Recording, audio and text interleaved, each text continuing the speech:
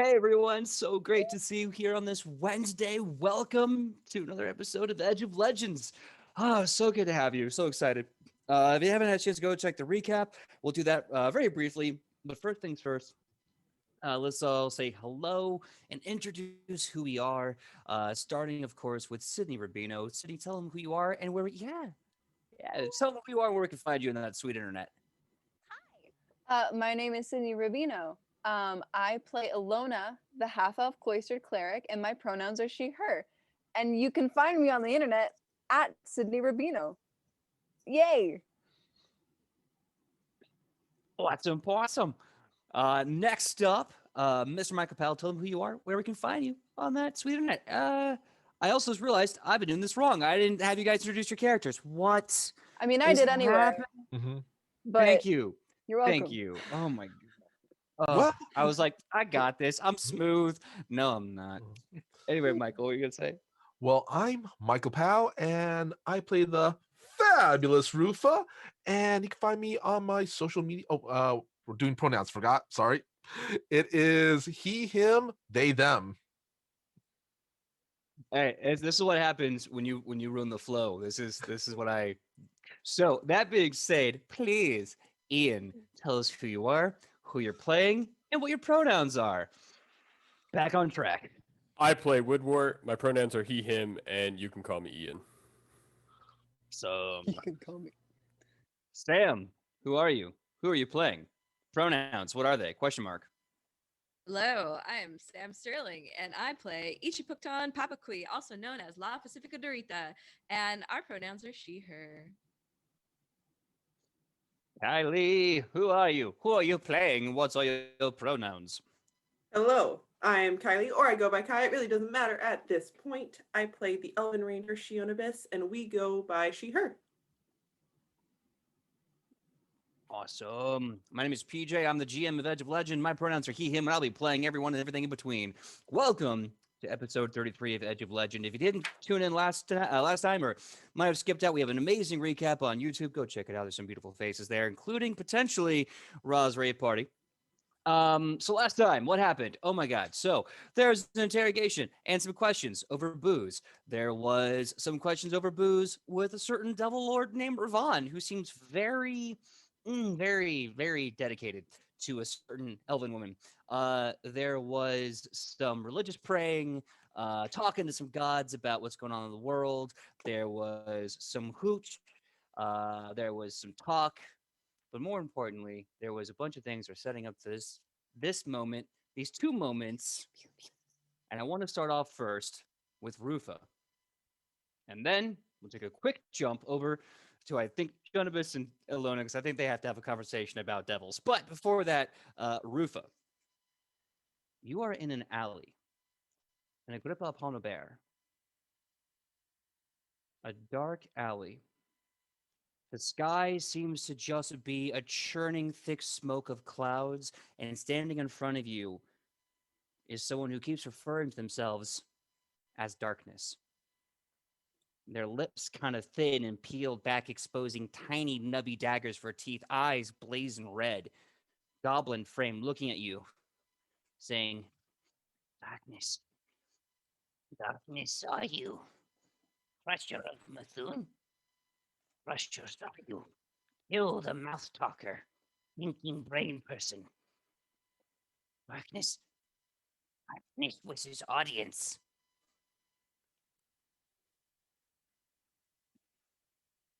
Speak.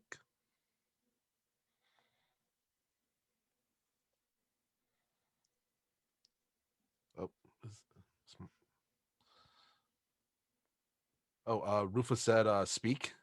Oh, I couldn't hear you. Sorry, I heard Oh. think. All right, so the darkness continues. Darkness works all over. Sees in everything. Darkness sees wall written on. Darkness sees you. Darkness needs to. It's about a possible asylum. So let Rufa get this straight. You're a part of the Green Army. Darkness, yes. Part of Green Army, darkness. They call me by not shadow name. They call me by the light name. They call me Hush Snagglefoot. Shh. I keep words untrue. I hide lies. I take information. My commanding officer is dead. Darkness has no one to report to. You killed commanding officer. All right. Rufa thinks he understands. You wish to switch sides. Yes. I wish to continue. Darkness wishes to continue darkness's job. If I'm not here, I am there. I don't want to be there. I wish to stay in the shadows between the shadows. And if darkness works for Rufa, darkness gets to stay here. So you wish to be Rufa's creature. Darkness wishes to do darkness's job. And darkness will do their job for Korokos, but darkness can also do job for Crusher of Mthun. Hmm. Well, if you are seeking asylum, you are seeking employment, you are seeking a purpose, Rufa can offer you the things. Good. Verbal contract. Say no more. Darkness doesn't he need to say hear more. Darkness understands. Does darkness understand? There are things we must do, things others may perhaps frown upon, things that may be considered extreme. Murder. Yes. Yeah. Darkness murder. Yeah. Mostly darkness. Right? Darkness. But darkness also, and you see this knife in the darkness that surrounds you, just stabbing midair. And she spins the daggers and puts them away, and she goes, Darkness murder, okay. Darkness murder. Darkness watches. Well, darkness, Rufa offers you a place by Rufa's side.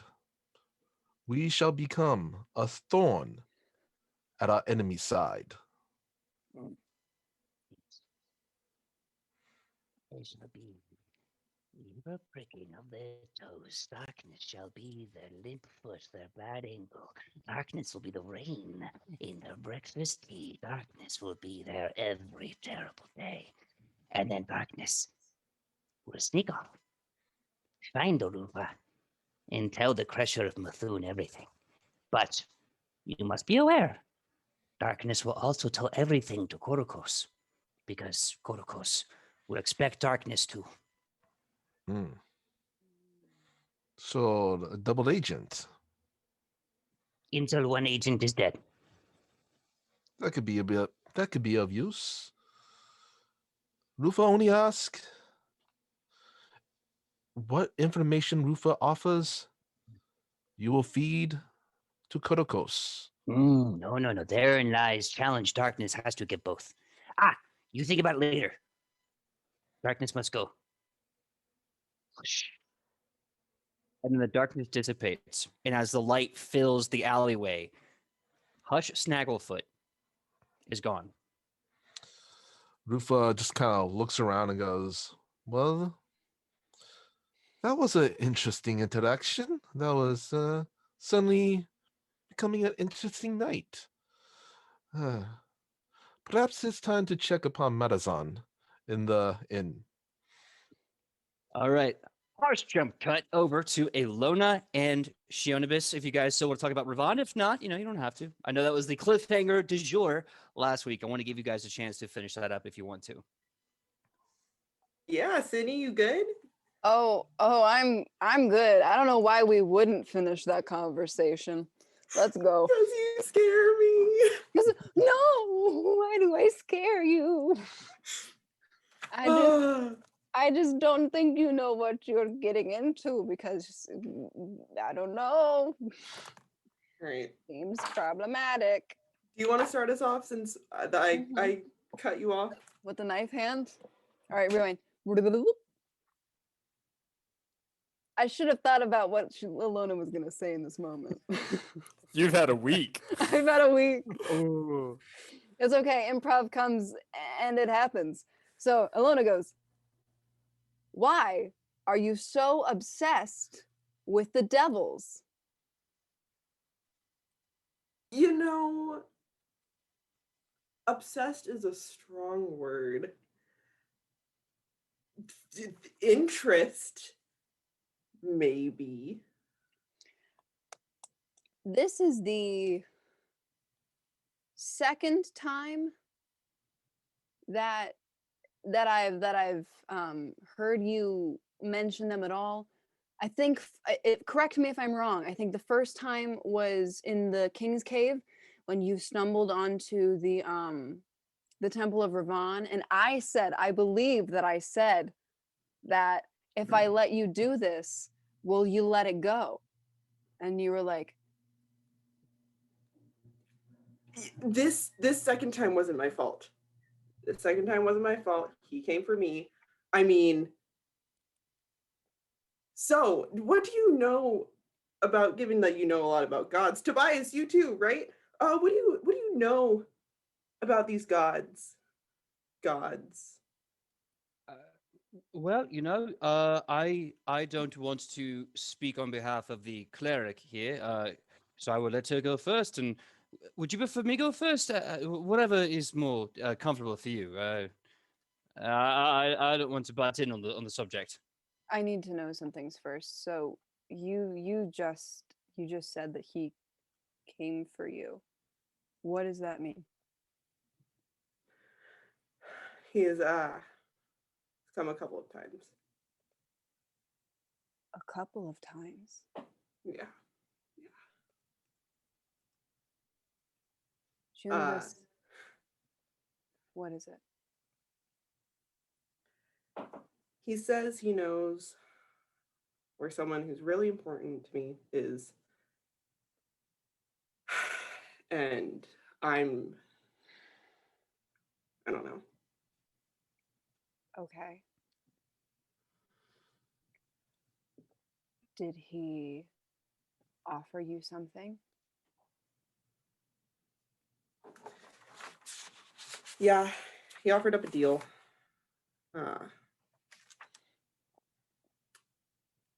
That I get them back if I just leave Anubis.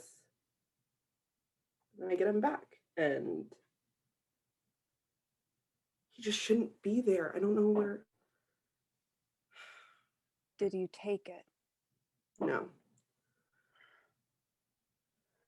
But I have a feeling he's not just going to leave me alone. No, he's not. May I interrupt, and I apologize for this. What were his exact words? As the idiom is, devils are in the details. Exact words, I was more hung up on the fact that I could get someone back that I love deeply. Details are a little fuzzed. I just had to denounce Anubis. But, he did say, and I quote, "First taste is free." I don't know what that means because I'm not a religious person. Why do you look like that? Why do you look like that? Should we get the golden retriever as well? Maybe. Are you gonna fill me in or? PJ, should I do a religion check? Go right ahead. Okay. That is a 21. 21.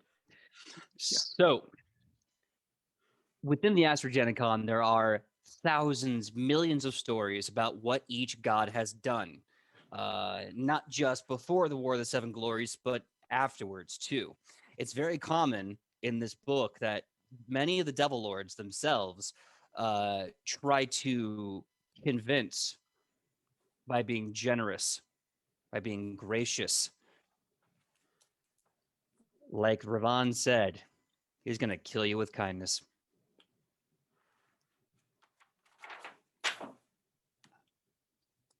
Shunimus, before we bring Morel over, actually, Tobias, can you go get him? Can you go? Yes, of course, of course. Yeah, of course. come back, but go get him. Sure, Why are yeah. you guys are freaking me out now. What's going on? No, listen. I just want to talk to you about this because this is, as you know, a serious thing, which is why you're coming to talk to us about it. And I'm glad that you're talking to us about it because I think that you should know a few things about Ravan specifically. Okay. I personally believe through all of my teachings that he is worse than Magadon. Magadon is the one in the Circle of Nine Hells that's with Ravan. That's his brother. That's the one who brought all the devils down and created the Nine Hells. He's the big guy, you know? But Ravan is just as bad. Because everyone feels bad for Ravan. They pity him. Because he technically didn't do anything wrong. He just backed the wrong horse. And he uses that. He uses that a lot. And he will trick you into thinking that he's just some poor, helpless person when he knew exactly what he was doing. And he did it anyway.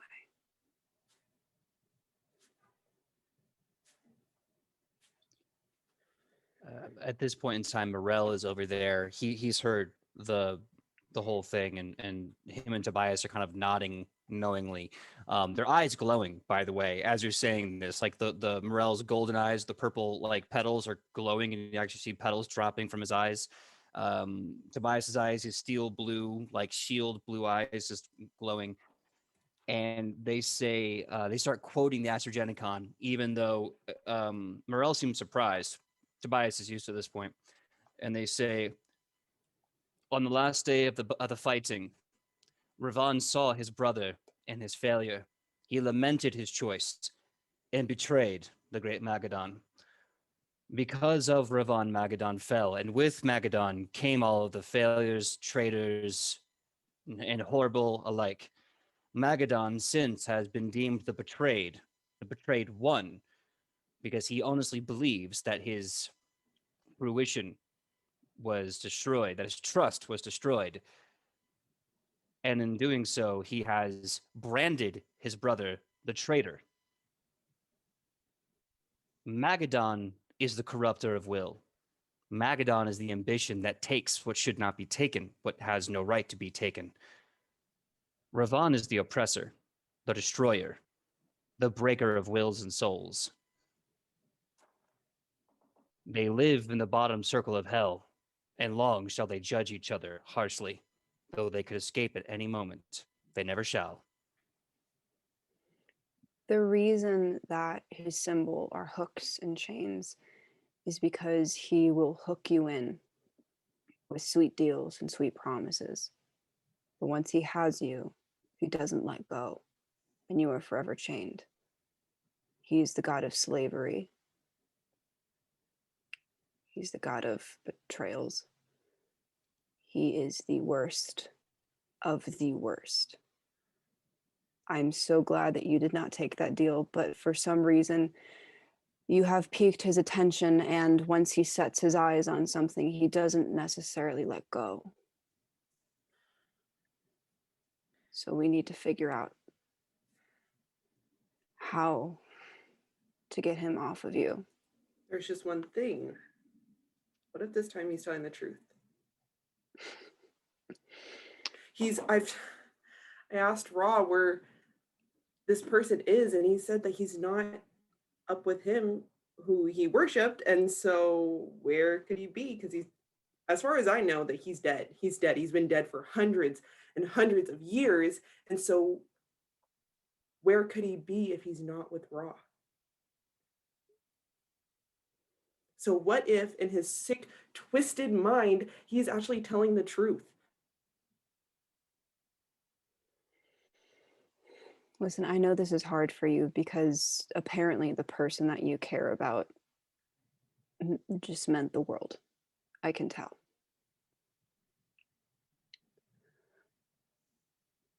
But if they cared about you half as much as you care about them, even if they were in hell for some reason, or Ravon had them, or anyone had them, they wouldn't want you to take that deal. The only thing protecting you right now is Anubis. Once you give him up, there is no telling what is going to happen.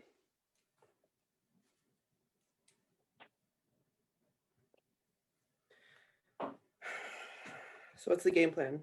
What do we do now? I think that we should be looking for spiritual leaders. We should be looking for people that deal specifically in devils. We should get as much information as we can to see if something in history like this has ever happened before, and if it did, what they did to get out of it.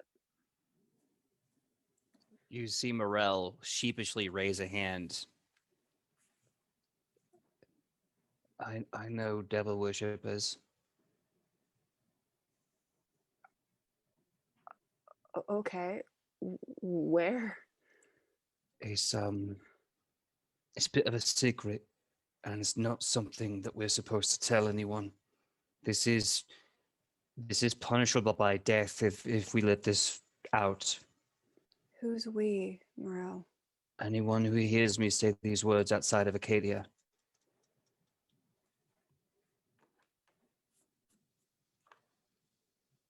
Shonibus, do you want to know?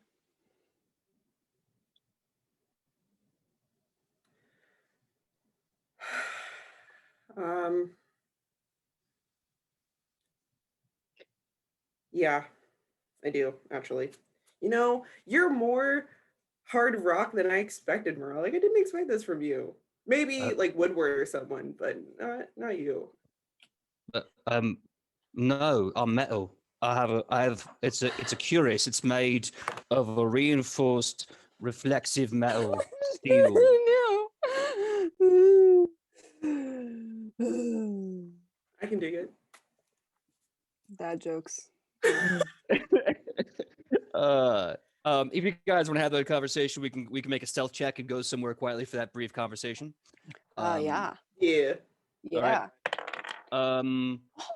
I did good. Oh, I did good. I have bad stealth. I did good. Well, I got a 19. that's not bad. What was your I got service? 23. That was way better. All right. Yeah, you guys find a very quiet place out by basically where the bridge is between the merchant and the agricultural area.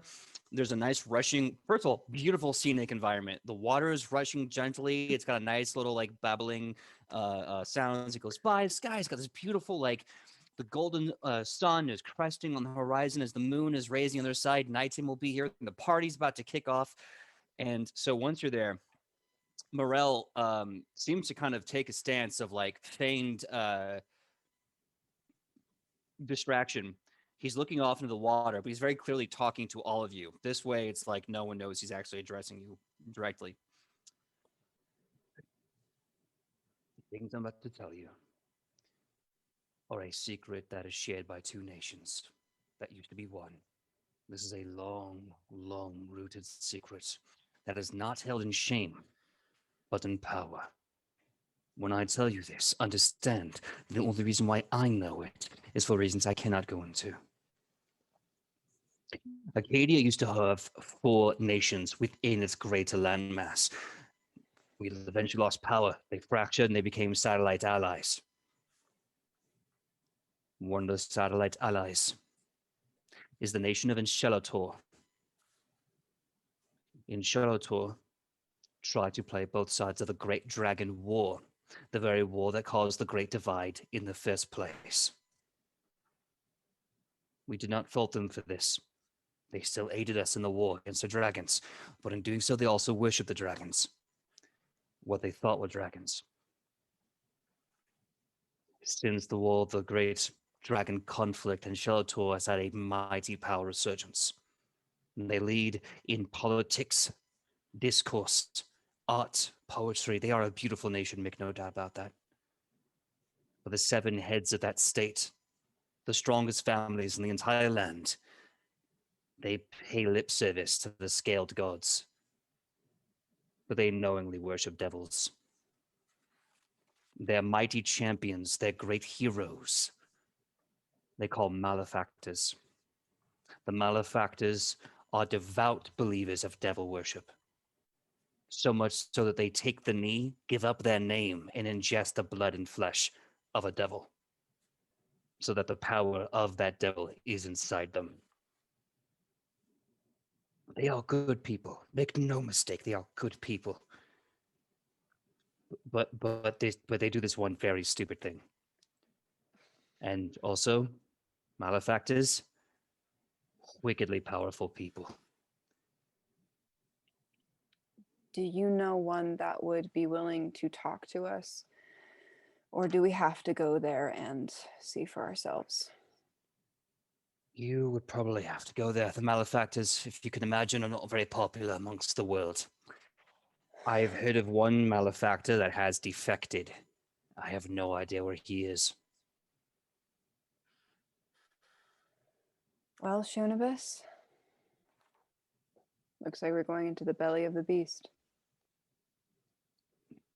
Yeah. I hate to dump this on all of you on such a celebratory day, but I figured the best people in our group who know the most about religion, because it's certainly not me, should at least kind of know what's going on. Shunibus, I want to make it very clear. You're not dumping anything on anybody. I know this is really new, but we've already been through a lot together, and that might be a blimp in your expanded lifetime.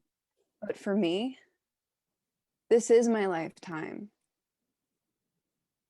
And so you're not burdening anybody.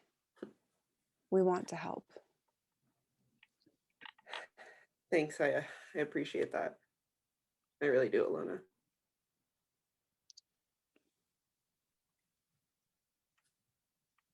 As you're crying, you see Morel like, don't cry. No. Oh, hold on. Shunibus doesn't cry. She swallows the pain. Let's be All real. right. So Morel puts his 2 big, warm, beefy arms around you, hugs you, and lifts you up. And even though you're like a good 4 inches off the ground, he's still stroking your head. He's like, "It's okay. Everything's gonna be okay." Oh God, please don't touch me. Oh God, All let right. me go. He immediately puts out. I'm so sorry. I thought it was like a friendly. I apologize if I was stabbed. I am so sorry. No. Feet stay on the ground. On the ground. Right. Feet on ground. Meanwhile, Tobias is just there going like, "You naughty elf! Look at you! Oh my goodness!" Tobias, You're lucky I invited you. Hold on. Last I checked, I'm oathbound to all of you. So whether you like it or not, by divine right, I'm basically your adorable little puppy dog who's got to follow you every bloody way. Intern. all right. Intern. What was that? Intern. He just goes, I outrank. I don't have to suffer this insolence. I am going back to the market square where I will, I don't know, get ready to dance or some such frivolity. Deuces. And he walks away. God, he's not even a high schooler. He's a middle schooler. All right, should we head back? Yeah, let's go. All right. So if anyone else has any other business, I know Ichi had that amazing battle royale rumble and got the news about her title taken from her by El Kukui. I'm sorry, El Kukui Jr. Is there any other business you all want to do before we flash forward to the dance? All right. So the sun finally falls, and within a couple of hours, a party is put up. A very awesome party. Joe, could you please play the song name I'm about to butcher? Zatal? I can never get it right.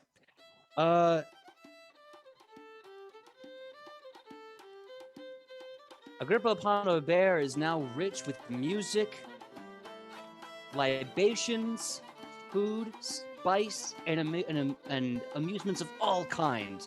You see, they've somehow, in the few hours they had, jury-rigged this amazing Ferris wheel that spins and looks out over the entire Agrippa Pano Bear and the full moon that has settled into the sky. Games and little competitions have broken out all over as people who have had a few drinks too many are giving it their best shot and just having fun, not really doing it for the prizes.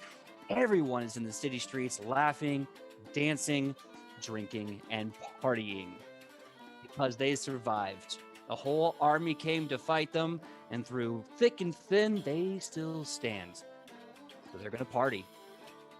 Welcome to Agrippa Apollo Bear Party Edition.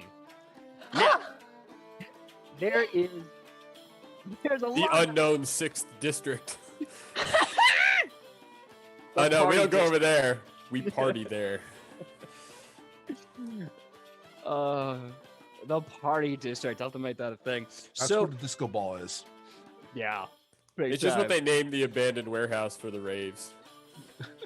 The 6th district. Wait, That the sounds- sick or the six? 6th. That sounds like a warehouse party. Welcome to 6th District. My name is like Catastrophe.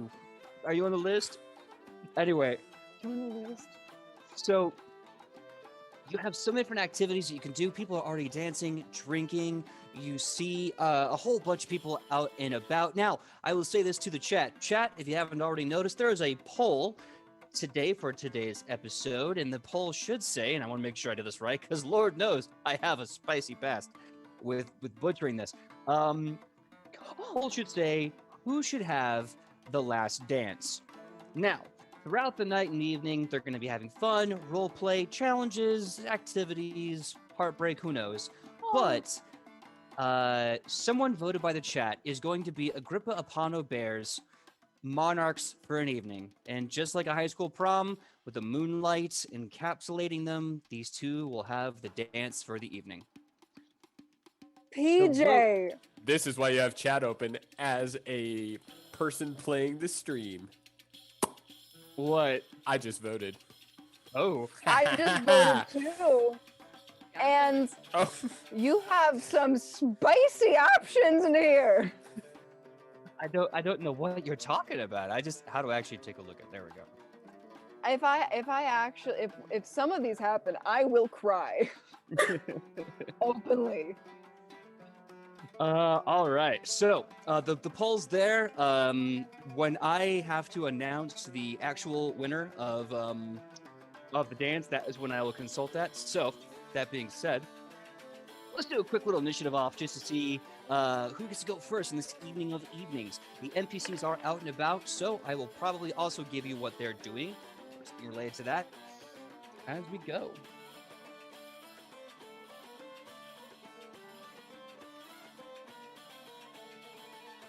$15.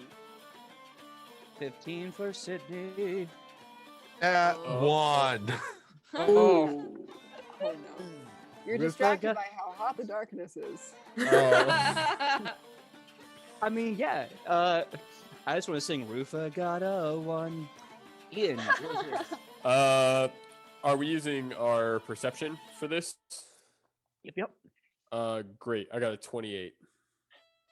Damn. Wow. Kylie, what did you get? 25. Nice. Sam, what did you get? 24. You 4. Okay, now, if you're all hanging out together, you can all take your turns at the same time because, of course, you would. Why not?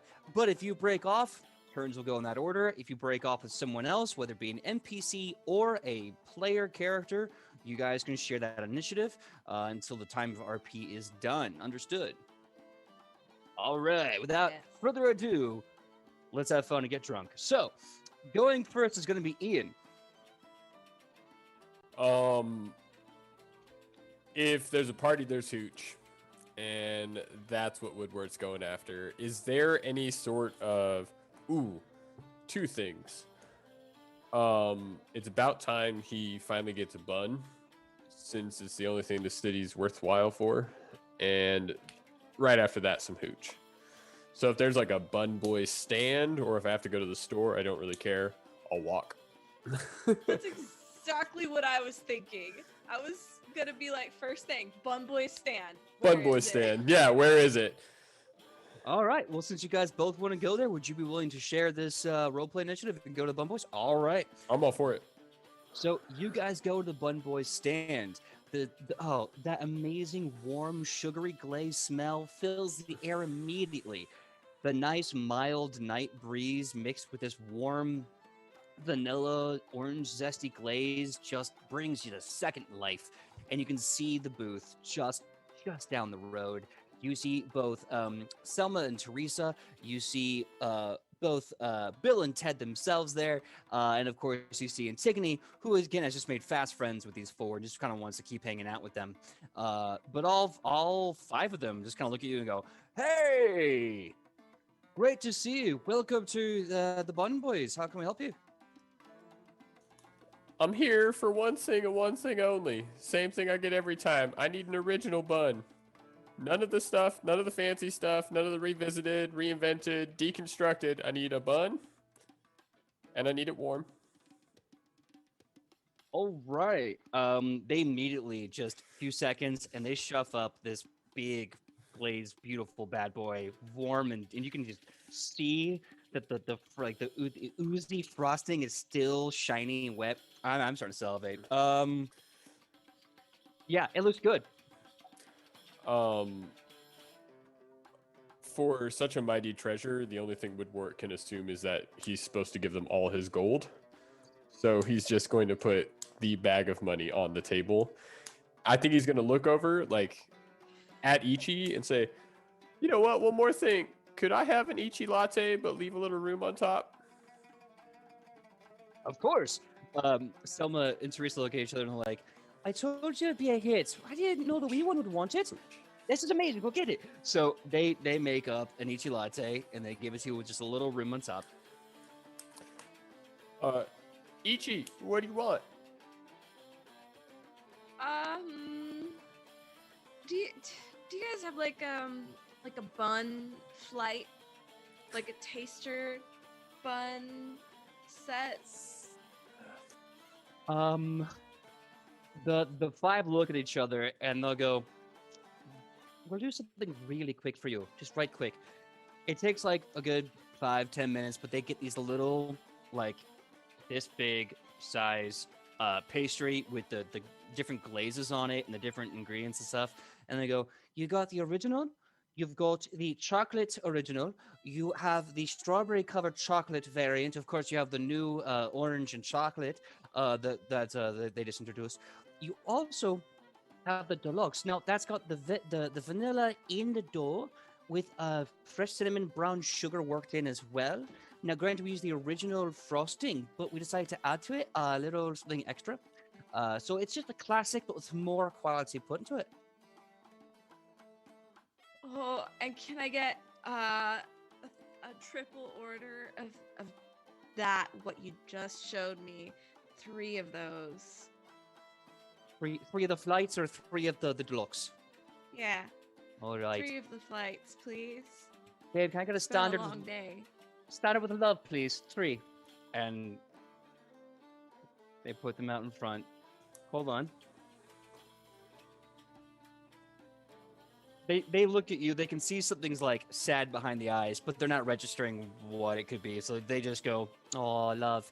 Here's your fluffy pastries, and of course, Ichi latte on the house." Oh, thank you. And she looks at Woodward's bag of coins, and she's no Rufat, but money management is very important to her. So she counts out Woodward's coins and like gives him back the bag for his, and then she'll pay for hers. Yeah, I appreciate that, Ichi. I'm used to picking things that I need up off the ground or out of a bush or something. I'm not really this storefront thing. I'm still trying to get a hold of. I mean, my shield's a pickle barrel. I bought it off the last store we were at, so. I did notice your pickle barrel shield. Well, you're unique, as we all are. Anyway, save that. You never know when you might need to buy a new life. All right, let's go drink. Hey, yeah. Did you leave room on top of your latte? Cause I got another stop right after this one. Oh no, but I can. She just like chugs like a big gulp. She's like, there is now. Great, you're gonna do it again in a second. PJ, I need to get Yeah. pointed towards someplace I can buy liquor. Liquor. The Type and Pint has two stands out. They're pouring mostly their personal drafts, which you had a little taste of. Their personal drafts are amazing, especially if you like beer.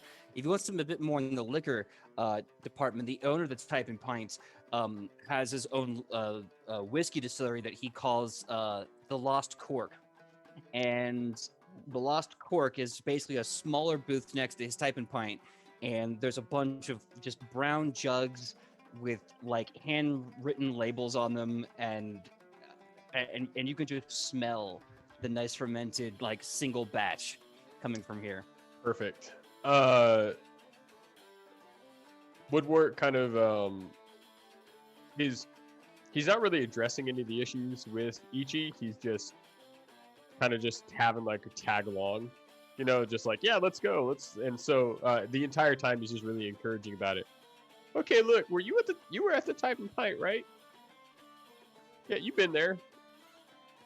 Yeah, I think so. Okay, well, Yeah. so besides the Type and Pint, they also have the Lost Cork. They Oh. you know what? We're just gonna go there. We're gonna just put it in the latte. Trust me on this one. It's gonna fix tonight. Well, at least help with it a little bit.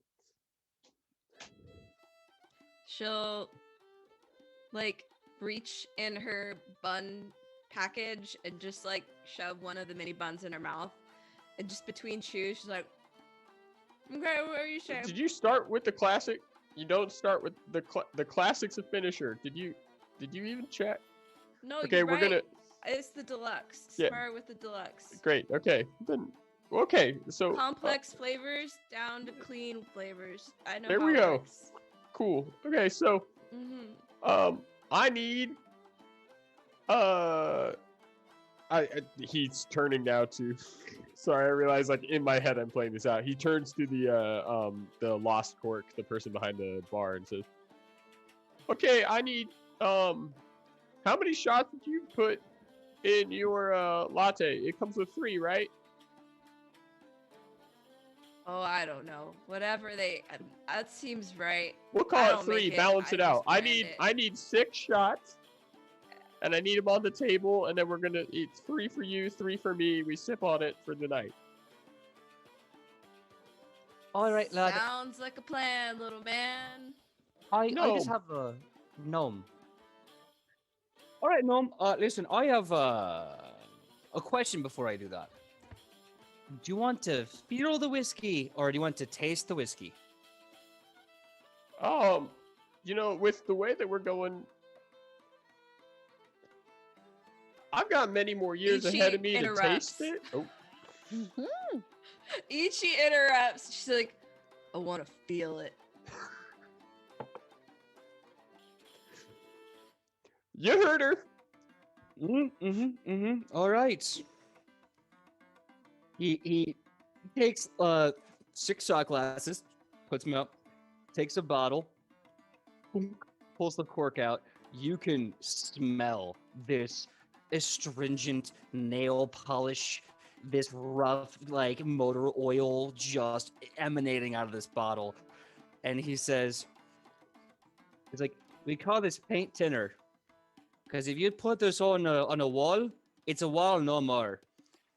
And he just like docks it back and then pours it across all six. You know, a little bit of a little oopsie daisy at the end there. Puts it down. And goes, "All right,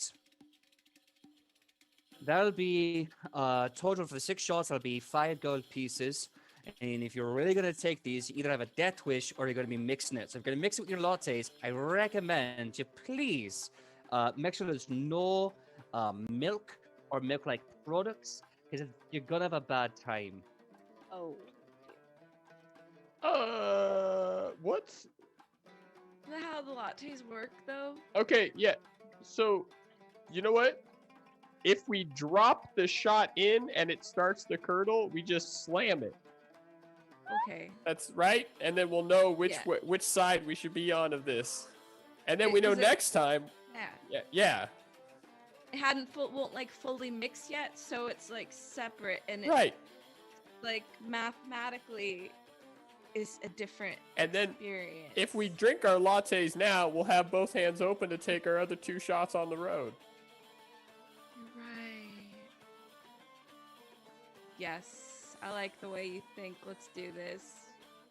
All right, give me the two of you, because it's now if I'm picking up what you're putting down correctly, you are going to double barrel shotgun blast these 3 shots in your lattes now before they can mix.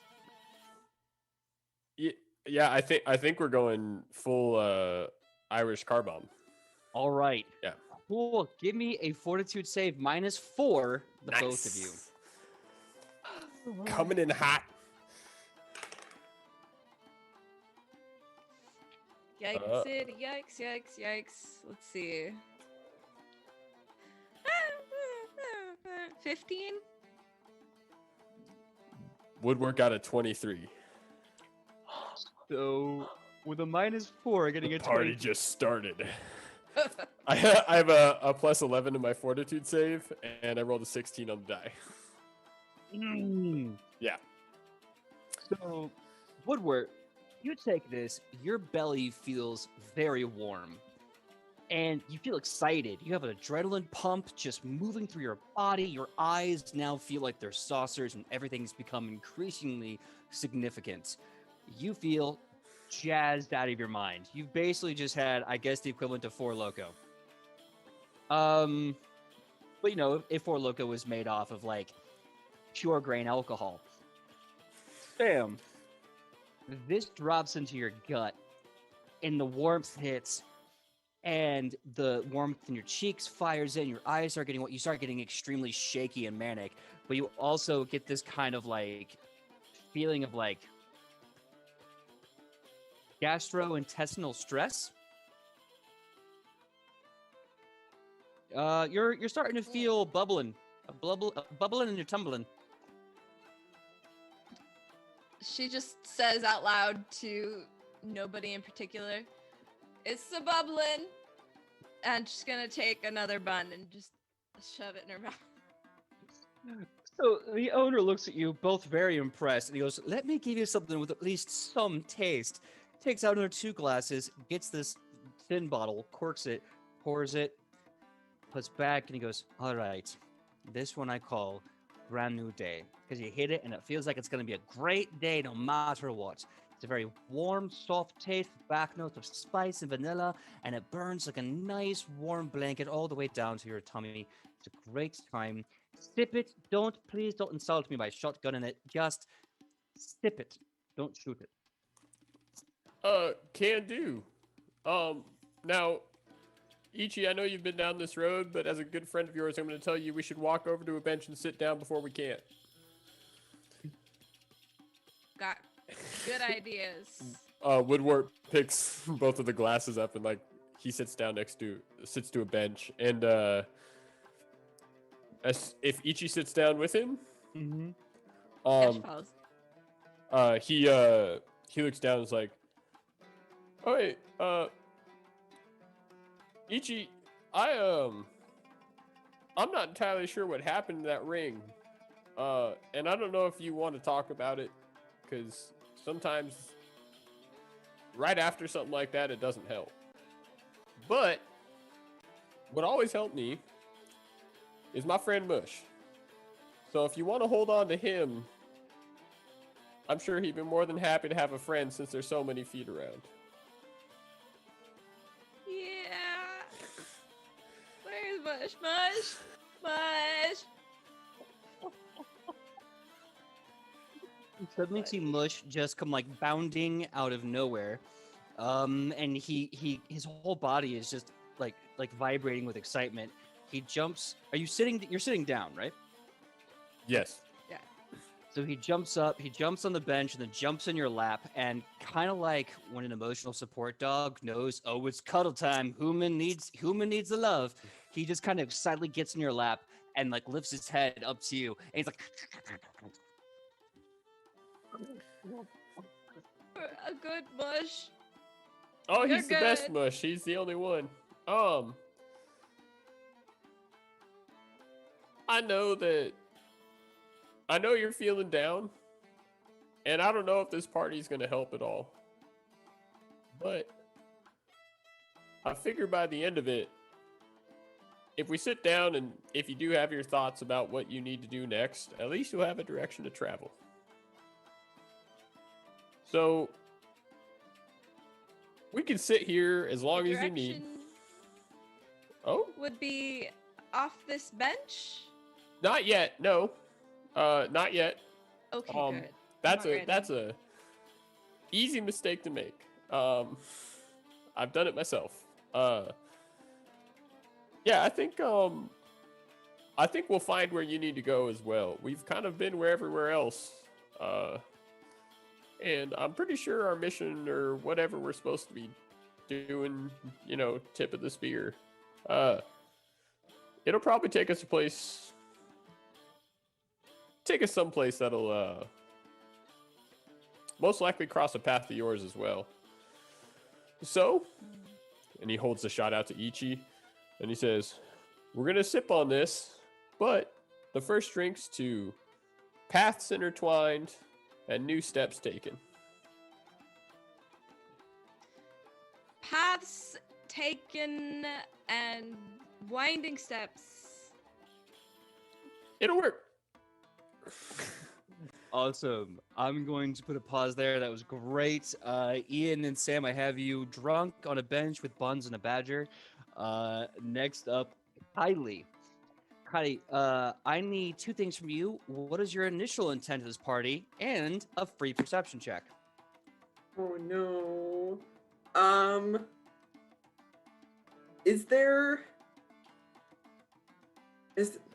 Are there, out of the blue, are there throwing axes around anywhere?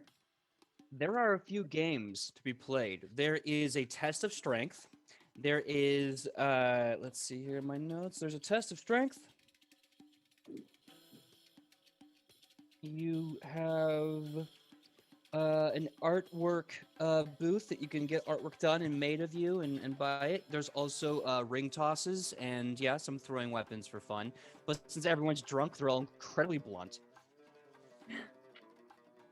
Makes sense. You know what? I think she would just stay next to Alona and kind of just hang out, given that they've had this little heart-to-heart today. It's like, Okay. yeah. All right. And you said perception check? Yes, ma'am? Oh no, but why? That's gonna be an 18. Okay. So Shionbus and Alona are hanging out. So there's a few things that you see with this 18. The first thing is that Hera has showed up to the party finally. She has remembered how to put on her makeup, looks just as amazing as the first time. Her hair is done tremendously. She's wearing her dress, and it's kind of like that moment in every like teen movie where the girl shows up to the dance looking amazing and is both feeling it but also kind of self-conscious. And she's, got her hands folded. She's kind of like doing that with her hair a lot, even though it's already pulled back. So you see Hera trying to, I don't know, get the courage up or just to feel normal in something that's not armor. But then you see across the dance floor, kind of clustered together, sitting there holding steins like this. You know, like those bros at a party that just hold their cups and just kind of like so and just like don't do anything. You see 4 elves of Nubia. Stop.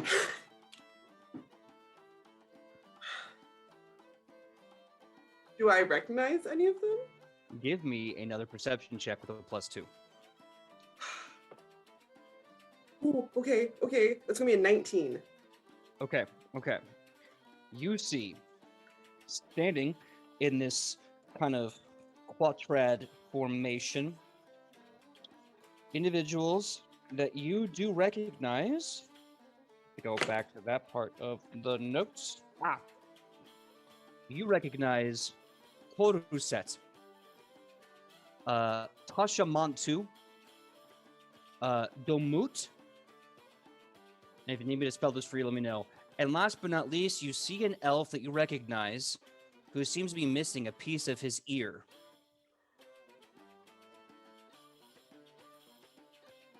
So he is alive. Is this the same? I'm going to assume this is the same ear I've had in my possession for quite some time. Go over there and hold it up to him. Compare. See if it fits. I got your ear. Icebreaker.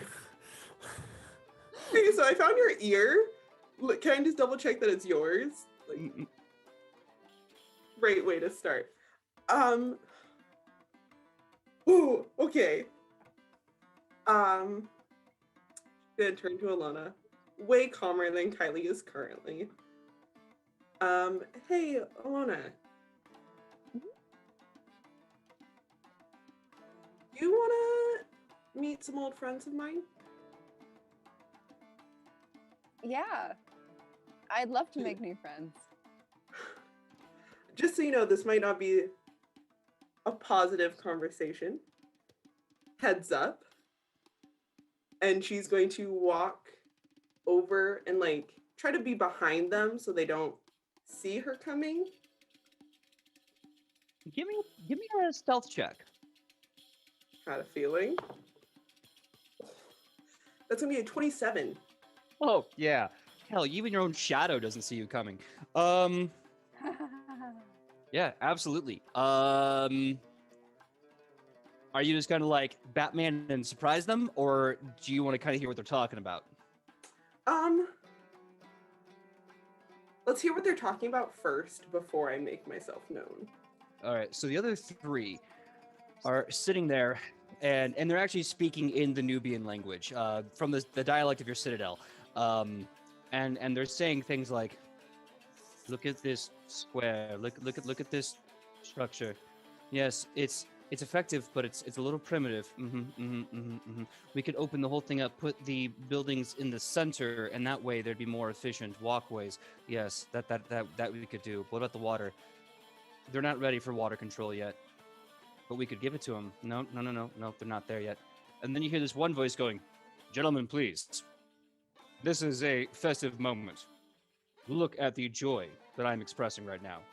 I am very happy to be here, and I suggest that you take the time to enjoy this moment, for it is very, very short and fleeting." She is going to speak up in Nubian, be like, "Lovely to see you again, boys."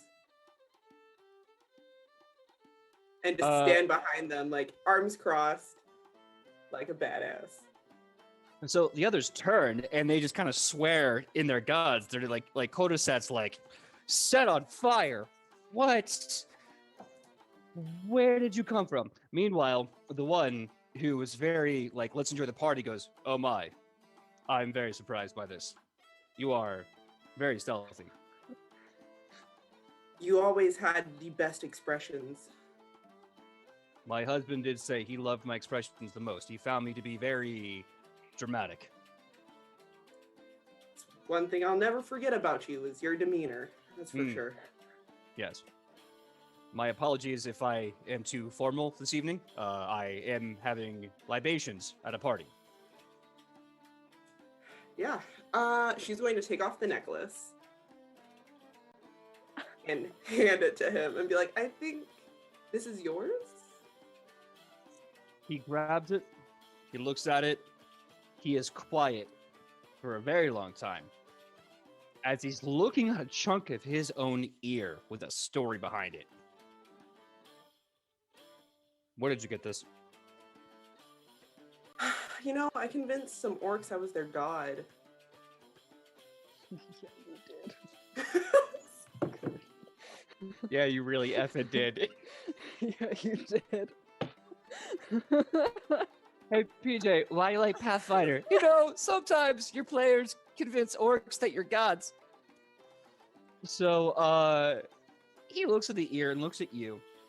He goes, I lost this year in a confrontation with the man that killed my husband, one Zaka. Did you fight this man? Did you take his ear? Is he still alive? I have many questions. I'm very inquisitive.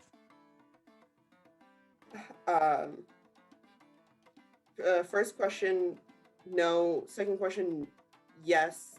I forgot the others. So no, I didn't take his ear. Yes, he's still alive.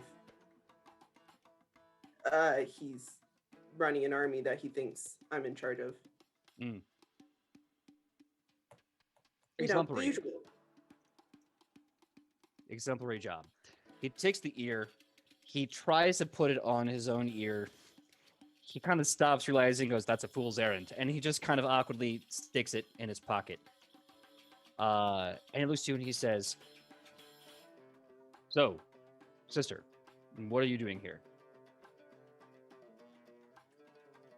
She's going to, I assume this is all in their own language still?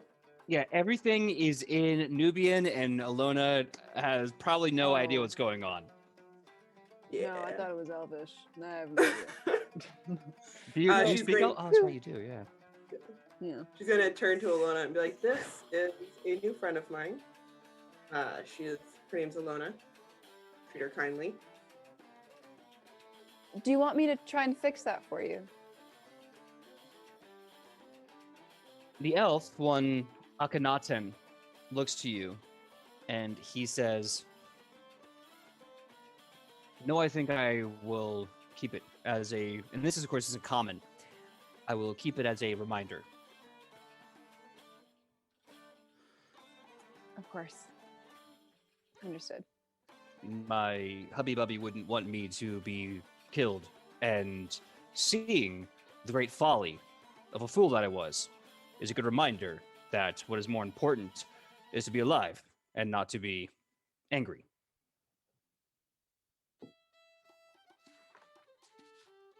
You're right. That's a very positive outlook. Yeah. He's very good with words. Yes, I am a city Oh, planner, let's- you see. Oh, great. Well, this certainly has a lot of very interesting architecture. What's your name? My name, apologies for interrupting you. My name is Akhenaten. These are my associates, Kuruset, Domut, and I wrote this name down. Give me a second. Cordyceps? I know these names. Percocet? Just kidding. Sorry. Cordyceps? Oh, Sorry. okay. Is there Molly here too? Is Molly here? Where's Molly? Molly? You're not Sorry, I'm cheddar. done You're now. just some basic bitch. Tasha Mantu. So so you're talking to Akhenaten. His associates are Kuruset, Tasha Mantu, and Domut. Okay. Would you like me to spell those out for you? I'll ask it for you later. Okay. I'll get it later. I just saw a panic look on your Um. face, and I was like, "Oh, my mind can't write that fast. So, Shionibus, how do you know these cool people? Question for the GM. Did they all fight alongside Ozma? you know Akhenaten's former husband, Horus did." Cool. They have been around my citadel for quite some time. Just old friends. Your citadel. The Citadel I grew up in. Sorry. Oh, okay, that makes sense. Yeah. Perception check, please! Go right ahead. Please! That's a gosh darn it. Use that hero point. Use that hero point. You got 2 of them. Do it. Fine, I will Find do out it. dirty little secrets. I know my dirty little secret. That's 24. Ooh, well, Shionba, since you're opening yourself up for this, I will let you choose the DC. That's a pretty high DC. I don't know. Yeah. If one of the others want to step in and be like, oh no, she's blank. I'll tell you what, that was a high roll. I'll let both of you decide who is going to answer. Do you want the NPCs to fill in the gaps, or do you want the player to fill in the gaps? I can't decide. It does not matter to me. Sidney, you're the one who rolled. I want Shionibus to tell Ilona a tasty little morsel, just a tiny, because we just became friends. And I will open my ear. My pointy half-elf ear to secrets. I used to work in the courts in the Citadel. Oh, well, Yeah. that's so cool. Okay. Yeah, internships and whatnot. Kind of like what Tobias is doing with us. Same. Turd. Okay. Shionibus. Oh, okay. Oh, I'm sorry. Continue. Please continue. I'm so sorry. It's fine. Little deception check, you little cheeky little. You cheeky liar. You cheeky liar. But since Ilona is just happy you're telling her anything, she's going to believe it. She's like, okay, Shionibus worked in a citadel as an intern. Cool. Just worked there, days off.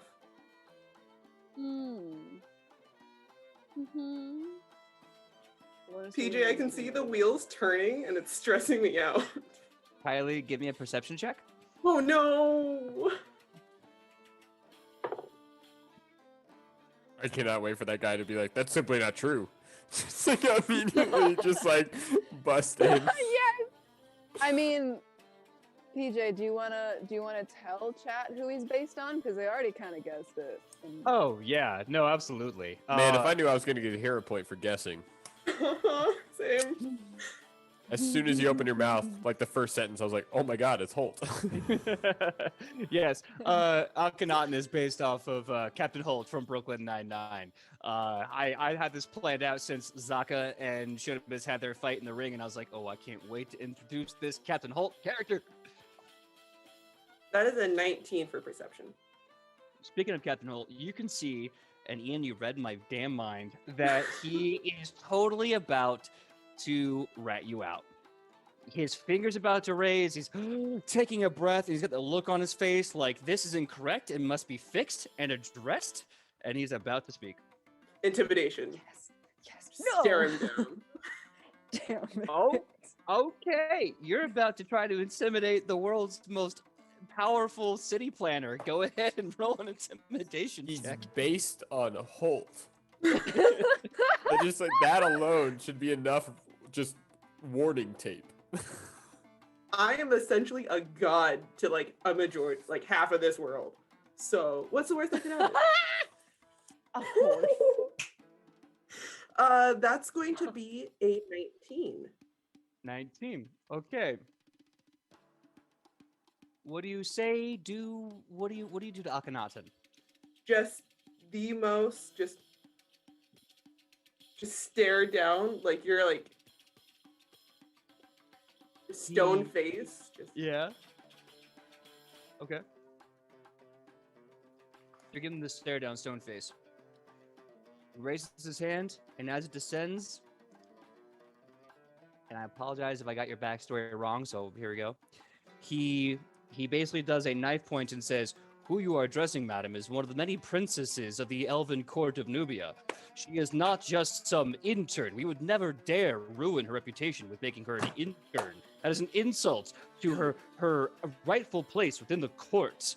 She is a warrior and a princess, and she will be adorned as such. And he looks at you in the eyes like, you dare to intimidate me in a city that I am building to become better? Women, I thought I taught you better than that. Dude, What? you're not supposed to go around telling people. You know that, right? Why not? You You've earned this sound like title. a crazy person. You've earned this You're not a title. You should wear it princess. proudly. Yes, you are. I don't know what you're talking about. Yes. Yes, you are one of the royal. You're the royal court. You were assigned some bodyguards. You went from there. You became a warrior like the rest of us. What is the problem? You earned these titles. No, I don't know what you're talking about.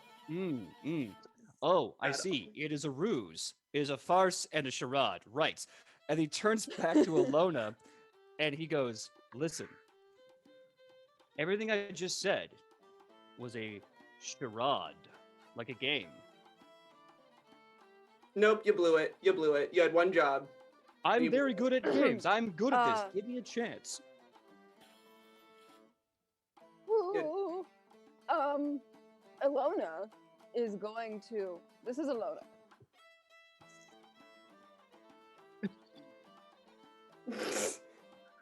Like, this is you. Alona's right here, like, you're a princess. You're a real life princess. Shionibus I read is going about you to. in so many books. Of course you would read about her in books. She is ancient and powerful, like many princesses of our people. You're ancient and powerful. What are you doing here with us? What? Shionibus is just like, oh Her god. world just Going to turn to Alona. Say, hello, I am Shionibus Nazari of Nubia, princess and future queen. Pleasure to meet you. My friends. Don't freak out. Don't do it. Don't do it. You are the only one who gonna knows. be I swear if you say a word to anyone else, I will end you.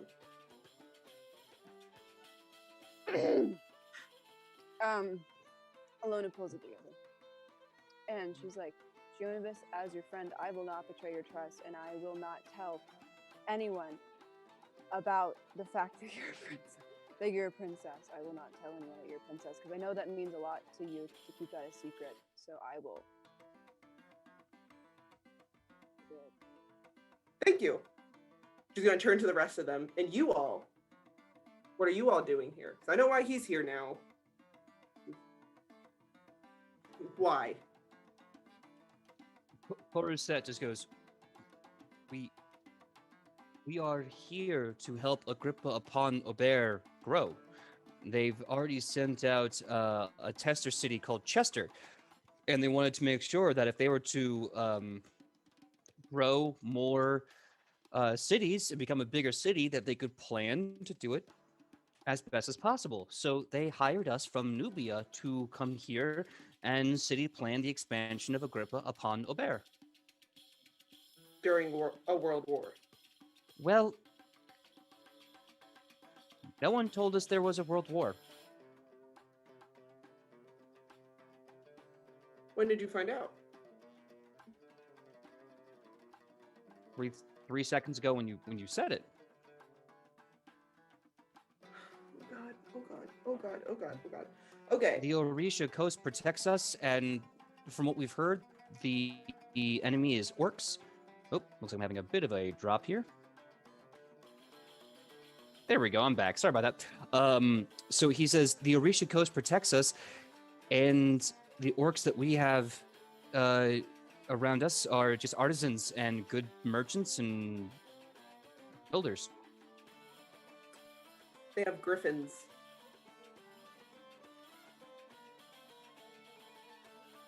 They haven't attacked us yet. Keyword is yet. Who's in charge back home?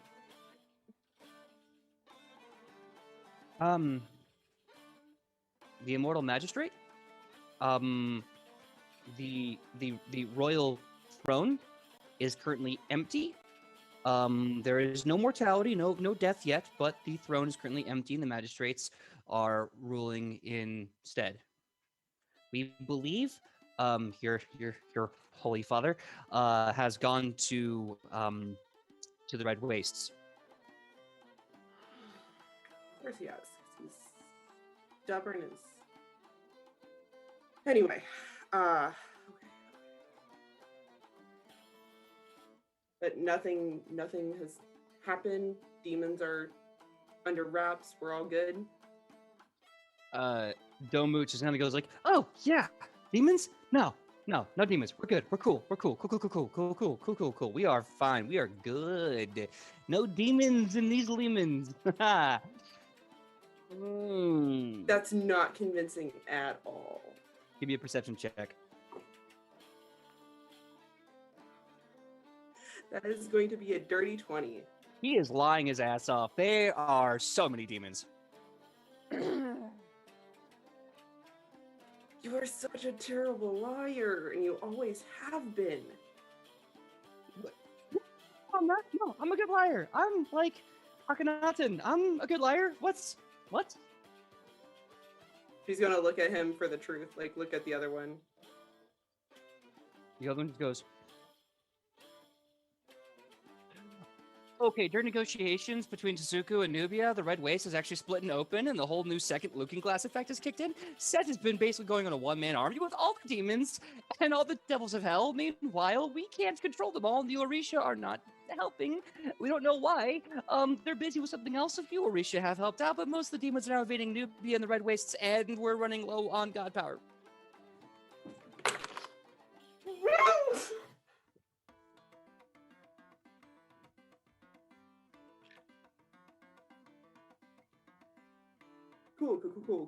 Cool. No doubt. I see. You too have small miniature self-implosions. Nice. Did you say the devils of the Nine Hell were hanging around? The other one, Toshimansu goes, "Yeah, they break out. We kill them, they come back. You know, whatever, one? no big deal. Hey guys, which one's the red one with the chains? Yeah, Ravon. What's the other one? With the one eye guy. Yeah, I don't care. Doesn't have a name. What's the other one? Dragon Lady. There's a Dragon Lady. She pops up from time to time. Mostly just demons." She's gonna look at Alona. He doesn't leave me alone. Seamus, that's why he wants you. He wants to use you as collateral to overtake your home. It's not my home, though. I haven't been home in almost 500 years. You're still a princess of a country. You still matter to the people, whether it's your home in your head or not. He wants to abuse that. So what am I gonna do?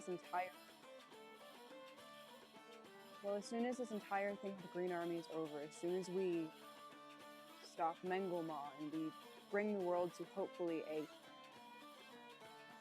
some form of peace or compromise or whatever it is, when this is all over, we have to go to Enchelator and we have to find out what's going on, because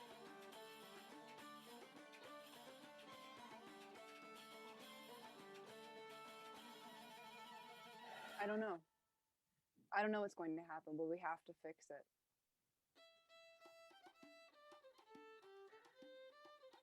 Oh, God. Okay, I didn't expect this to be such a rough day. It just keeps getting rougher.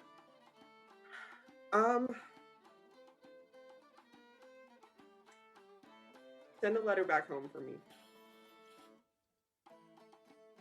Tell them I'm fine. Tell them I'm healthy. Tell them to stay alive until I get there.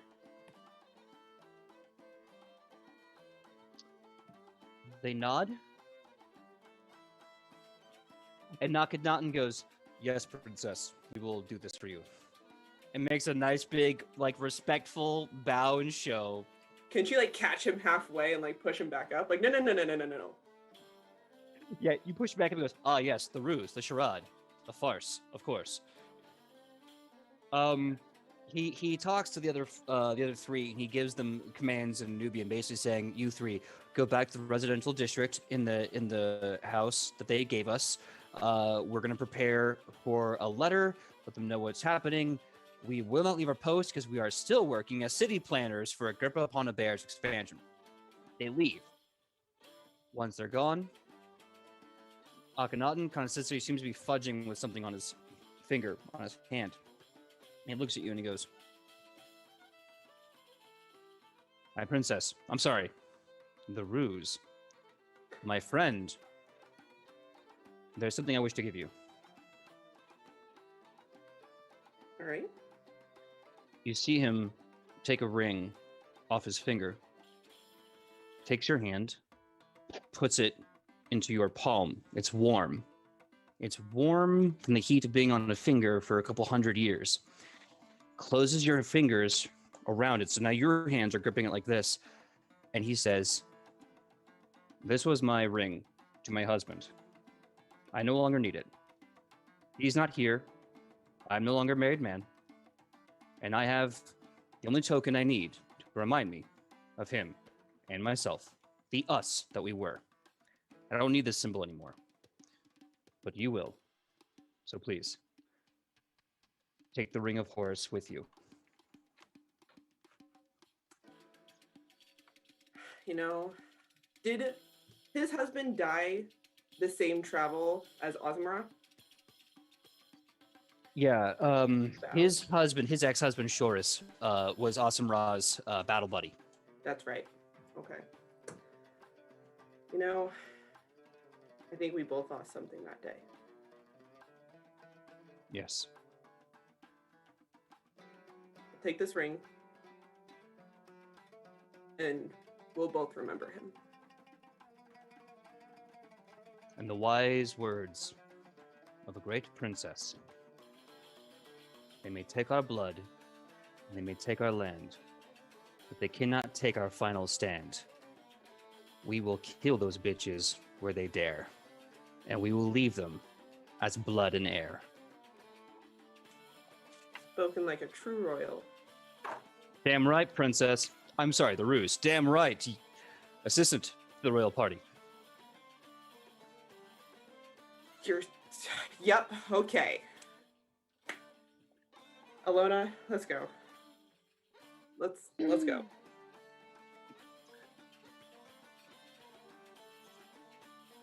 So really fast before we change up over to Rufa, I want to let Kylie know about the magical ring she just got. The Lesser Ring of Horus. This ring will level up with you upon certain level milestones. This ring emblazoned with a golden hawk on a sandstone polished band has a small hook on the inside to help grip or steady grips naturally. The magical effect of this ring is as follows. Wearing this ring confirms a bonus to damage for ranged attacks only if there wouldn't be one normally, equal to the user's wisdom modifier. This ring also allows to increase the first range increment penalty by 10 feet. So that means basically before you start taking penalties, they can be about 10 feet farther away. Right on. I want to add one addendum, and that's the fact that Shionabis now can only go as the Ruse. she's only now known as the Ruse for the rest of why she wears the ring. Of course, the Ruse. There's a curse placed upon it. All right. So with that awesome scene, we're gonna cut there and go to Rufa, who got the end of the initiative. Is there anything that Rufa wishes to do specifically? I was wondering if we could just pick up from where he left off from after the meeting with Darkness, going to Type and Pint to check up on Madazon. Okay, I'll consider this a downtime action because it is kind of a gap, about a good 3-4 hour gap between those two time periods. Excuse me. So if you want to do that, give me a check to basically influence how that will go. Diplomacy, intimidation, deception, your choice of tactics. All right. Let's go with goes perception. Right.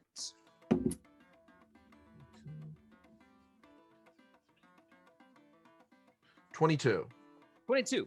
All right. So, what is your goal for this conversation? Because I kind of have to give you a bit of a cutscene, if you will.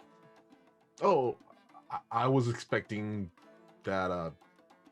He was just gonna basically check to see if she's still in the room. Okay. Well, the good thing is, this is a very brief cutscene. Because you get to the back room. She is hella gone. Rufus he opens the door, looks inside, closes it, looks back and forth, opens again, looks inside, looks back and forth, closes it, and I'm wondering if anybody's like in there in the bar, tending bar or anything. Goes, kind of points to the room, goes, so we had an orcish captain in here, didn't we not? The bartender is, kind of doing the stereotypical cleaning the cups. Yeah, right. Horus in there. They both bloody left. A bloke went in there with 2 drinks. They had a nice bit of the old John, right? And then one of them ran off. Or they didn't run off, or they just kind of walked off. And then, of course, the other bloke went after her. Just having some drinks and a chit, a chit chat. A bloke, would you mind describing this bloke? Oof, it's hard to say, really. I have to say on a scale of 1 to 10, he was about 3 feet to 4 feet tall, had a pointy hat, bit of a beer gut, long beard, kind of a crazy disposition, but really sweet and wise beyond his years. Does that ring a bell? Did he have a badge with him? Maybe wearing a vest? Looked like the most pissed off skunk you ever seen. Yeah, pretty much. And she left right after. It's a few minutes. From what I could tell, like I said, from the closed door, I couldn't hear much. But it sounded like there's a lot of John, just yakking on and on. Well, you see, for a moment, a really dark, angry look kind of just flashes over Rufus' face before it kind of goes back to let's say, call it a mask. What? Rufa thanks you for your help, and he takes a couple coins out and puts it on the table for your troubles. Oh, hey, no troubles for me, but thank you. I'll take the coin all the same. And Rufa's gonna just leave the Type and Pine and towards the party. Okay, here's what I'm going to do. We're going to go on a 5-minute break. When we come back, Rufo will lead the charge on the next round of initiatives for what happens at the celebration of Agrippa upon a bear. We'll be back in 5 minutes. We'll see you then at 9:39 p.m. Pacific Standard Time. Bye. Hey, everyone. Thank you so much for that 5-minute break. Now that we got that out of the way, as I promised, we're going to start back with Rufa. Rufa leading the charge on this part of the party. But we need party music. So, Joe, if you could play that song again, I'm going to get it wrong every time. Zatali? There's that great ambience, proto-Irish sound. Okay, so, as Shionibus and Alona are leaving the 4 Nubian city planners, Rufa stumbles into them. Bit of a state. Rufa, why don't you pick it up from here? All right. Really quick. Would I need to roll a perception to see if anybody, Alona or Chonibus, kind of flustered or anything from certain something? I mean, if you guys are okay with making a perception check on you guys, that's up to you. I mean, I'm completely calm at this point. Oh. Alona has no come feeling. to terms.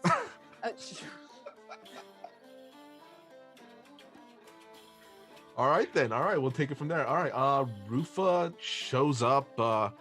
He's kind of, you could sense something's kind of wrong. Hey, Rufa. Where have you been? Oh, Jonabas, Alona, yes, Madazan is gone. What do you mean she's gone? Well, Lufa went into the Typing Pint, went to the room we had her in, and she is no longer dead. And through a conversation with a very nice barkeep there, apparently Woodward let her go.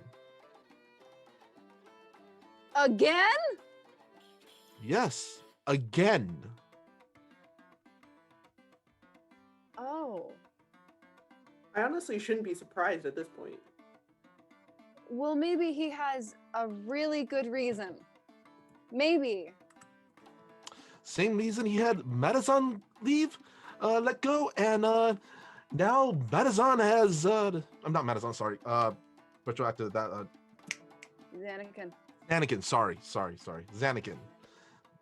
So now Xanakin is causing a rampage across the lands, and now we have bodies and death piled up. That a good reason? Well, the thing about Woodward is, He's What is Woodward? a gnome. So? I think I saw him.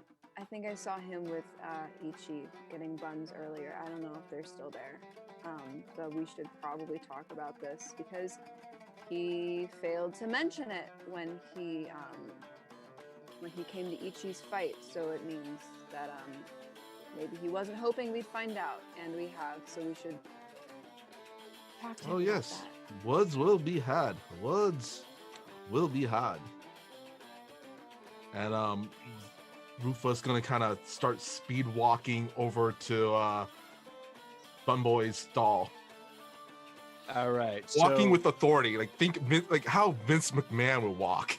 Oh, that That's awful right. arm swing Yeah, that he does? yeah. Oh, God. Okay, so you are, with great purpose and a mighty swagger, walking over to Woodward and Ichi.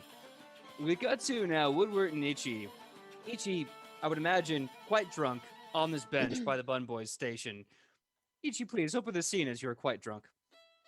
So yeah, Ichi just has like all three flights of the buns kind of like laid out in front of them, like I guess on the ground because they're on like a bench. And they're just kind of picked over at this point. And she's just talking to Woodward, saying like, and without my belt, you know, I don't know who I am because I was a champion and it's not, I don't have it anymore. So I don't know what my grandma, you know, in the spirit life is thinking of me these days. I could never live up to who she was. She was famous. I'm just a little famous. I have a latte, but they don't name libraries after me. You know? Yeah, hold on.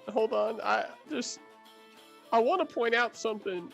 Gigi, is before you had the belt, you were still wrestling, right? Yeah.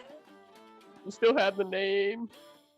You still had every part of you in the ring.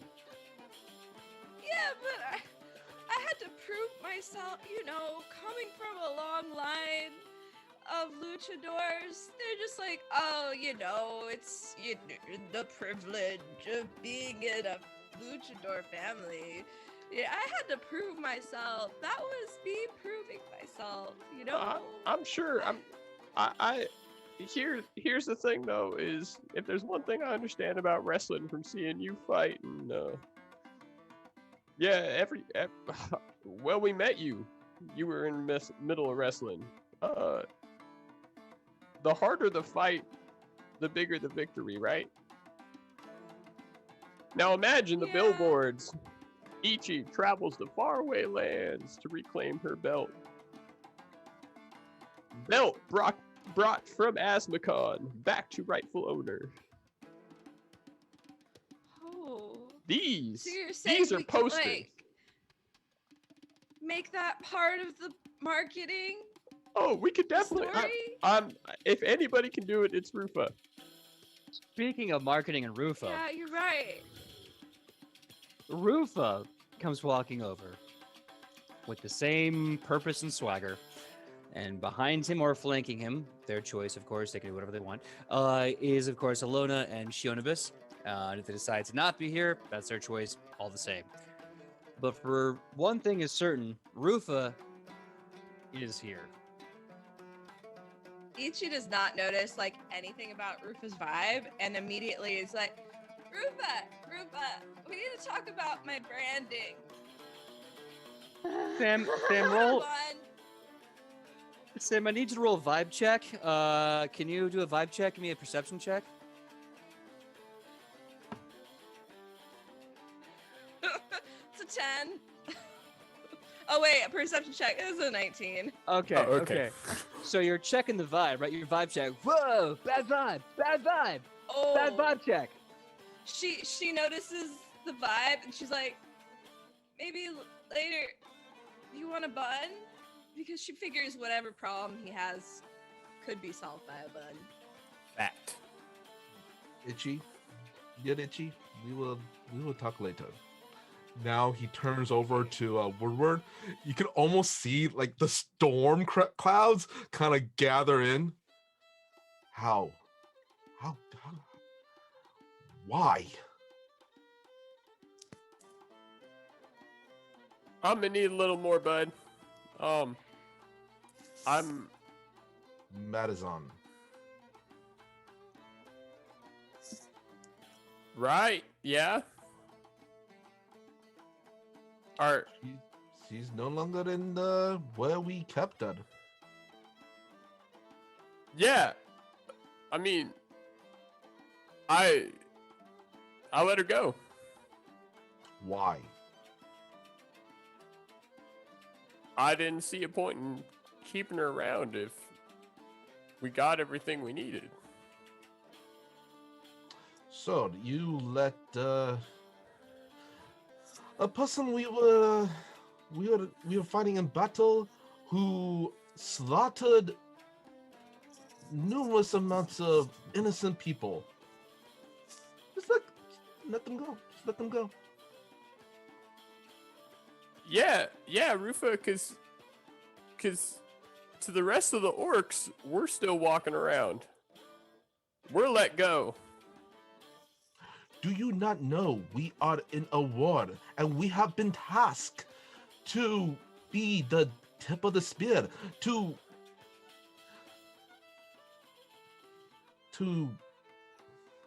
investigate and prevent this war from spreading and becoming even bigger than it already is.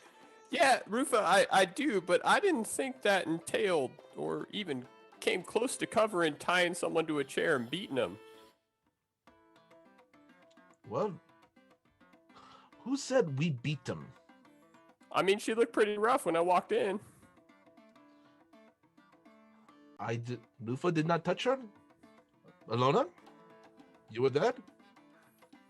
You did not touch her. We did not cause any harm to her. Any wounds she had was incurred during the battle.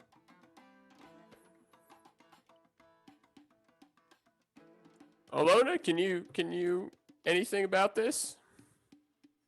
When I was in the room with Rufa, we didn't do anything but talk to her. I did leave the room at one point.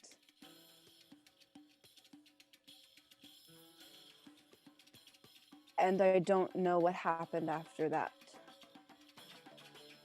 We had a talk. We had a very long, enlightening conversation. But Rufa will say this. Rufa did not lay a single finger on her. Well, I'm sure I gained some information too by taking the cuffs off her hands and setting a bottle of booze down in front of her. She was still a prisoner. You're a prisoner. There is a reason why we had to keep holding her. Name it. Now, with her gone, every single death that she commits now, we are responsible for. See, I'm not entirely sure if that checks out, Rufa. When you really go down and think about it, every other orc that we've let live, we let spare in a war. If we fight and we let those who are running escape, are we responsible for every death they may or they may or may not take after that? Like Xanakin? Here it is, Rufa. At the end of the day, the problem I have with this is that if any of us are taken into prison, taken into jail for the war we're about to fight, put behind bars, cuffed to a chair, we've had a long talk given to us, then we have to call that fair, Rufa, because of what we already did. There's no revenge. There's no coming from a higher road. It's fair. It's on the table now. So Yes, I it figured could be- putting her out, letting her go, I figured maybe that would even the odds a little bit in our favor in case one of us does get caught, captured. Oh, that is just fine and dandy. Oh, life is very fair. But you know the truth of the matter is, life is not fair.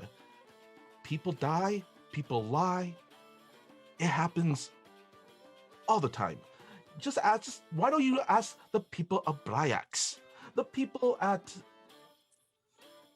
really quick, I am blanking on the name of that one town we were at with Cobbledale. yeah, Cobbledale. Cobbledale. Sorry. Yeah. I'm not saying innocents haven't died. I'm not saying that they won't continue. But I'm also not willing to give up on the free will of every single person inside of that fighting force that we're against. They use their free will to make the choice to fight, and I'm going to stand by the fact that they can make the choice not to. And I sat that choice down in front of Madazong. And she said she wouldn't. And if I don't believe her then, if I don't think that she has that free will, then why should I believe in any of us?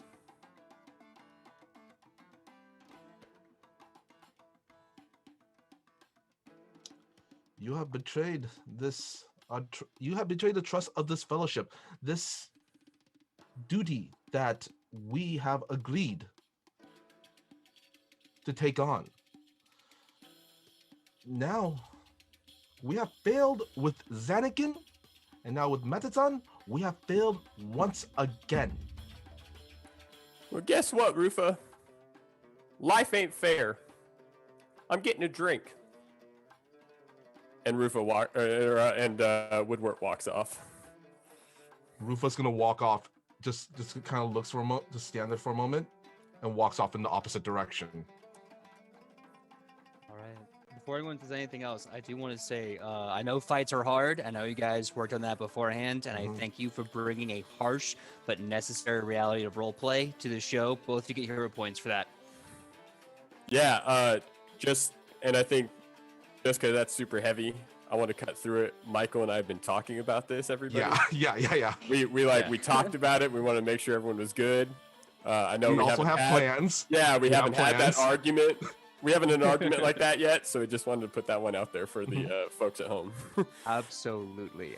Really fast. So, Woodward's getting a drink. Rufa is breaking off to do Rufa things.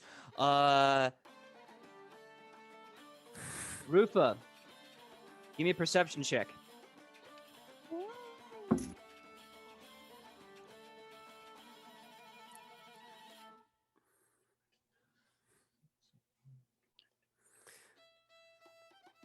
20, dirty 20. As you start walking away, you notice the dance floor is now packed with people dancing, doing many different jigs, doing many different line dancing, doing many different high-stepping dances. Suddenly, a drunken man is looking at you. You know him as Shion, and he's just mean mugging you with that kind of drunk, kind of Jack Sparrow look, where like he's moving because the world ain't. Rufus is gonna kind of give a WTF look and just kind of just walk, like just start walking away, like totally ignoring him. What's your will DC? +9. Okay. Yeah. Joe, cut the music. Oh my god. Suddenly, Shion looks at you, eyes glowing with the chaotic wisdom in the artistic wrath of the Fae.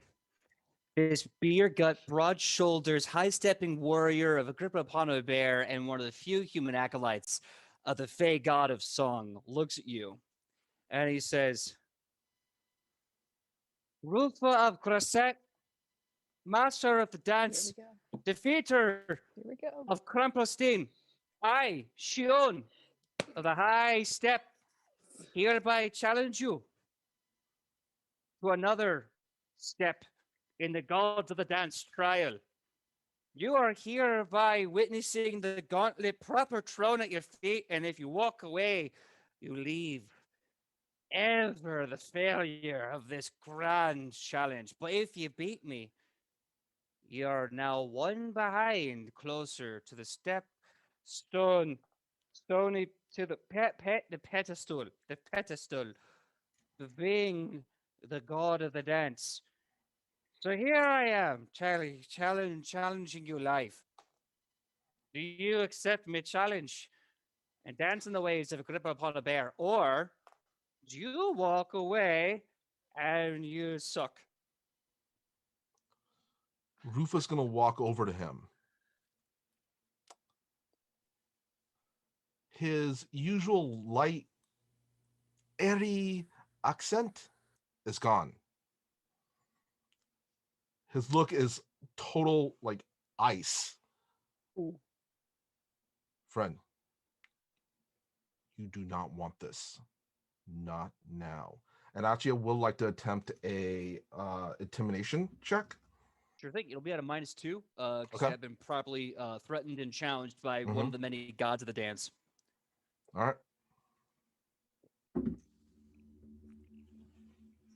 That dice is so heavy. The tension just go.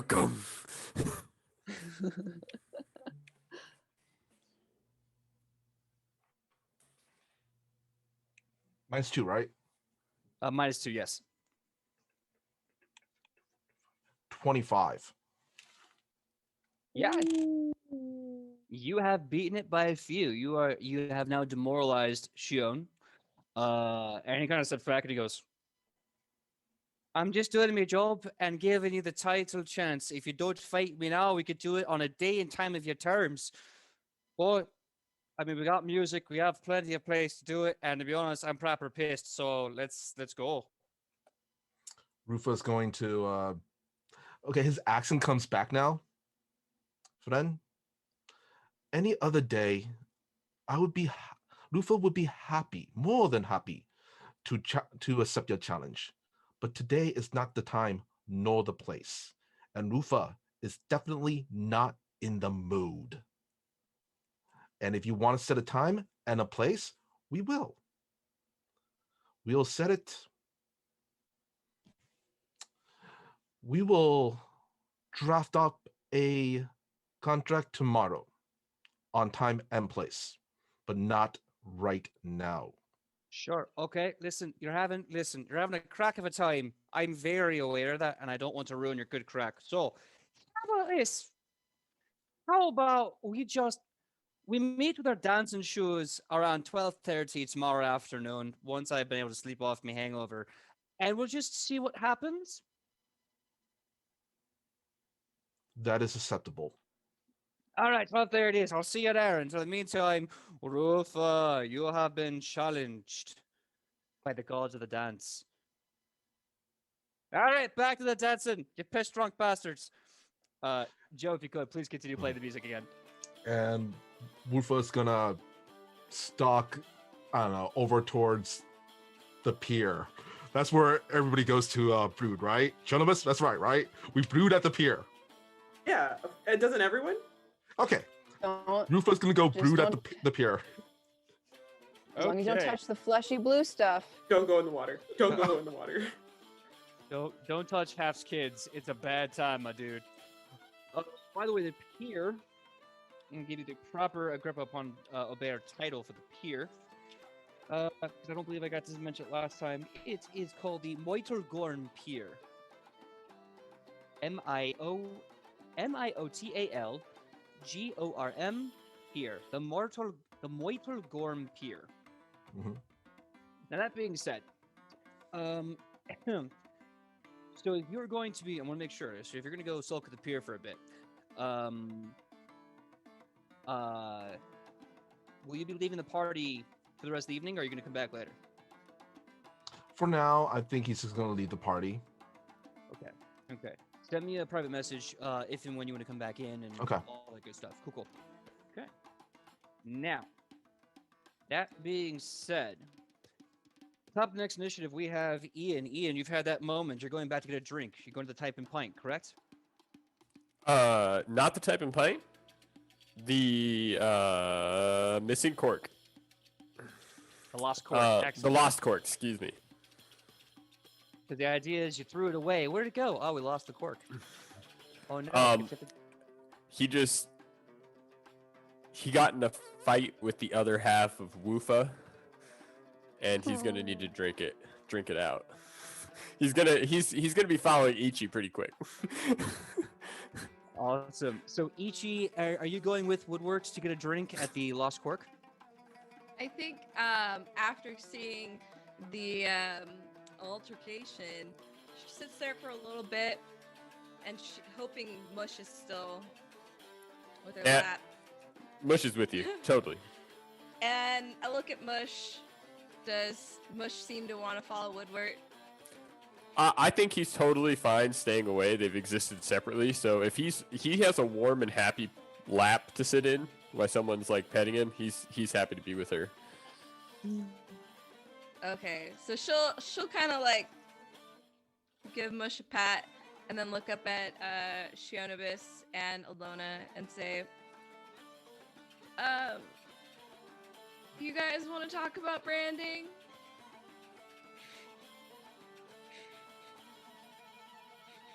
Are you saying that? I'm sorry, continue. So sorry. No, go ahead, BJ. No, I was trying to confirm who she was talking to. It's all good. I mean, I don't think I'm the best business person. Alona? What's branding? Oh. Oh, no, forget about it. I just thought that you, with your hundreds of years of life experience, and you with your hundreds of books read, would be able to help. But it's okay. I'm gonna figure it out. It's not important. How are you? How's your name? I think I read something about branding. PJ, recall knowledge for branding. Okay, specifically, are you talking about the burning kind or the marketing kind? Did I The marketing offend kind. Alona? Go right ahead and roll. I'll Yes. tell you what you learned in church. Are you gonna make a religion check, or what kind of check do you want to do for that?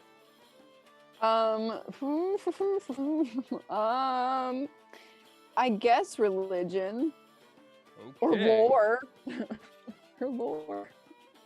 Okay, so you're gonna be Um, doing religion check. I'm so sorry. Please Yeah. continue. I'm interrupting you a lot. I'm so sorry. No, it's fine. Yeah, I'm gonna do a religion check, and that is that's not real. My calculator's messing up. That's a 26. Religion check for branding. Okay.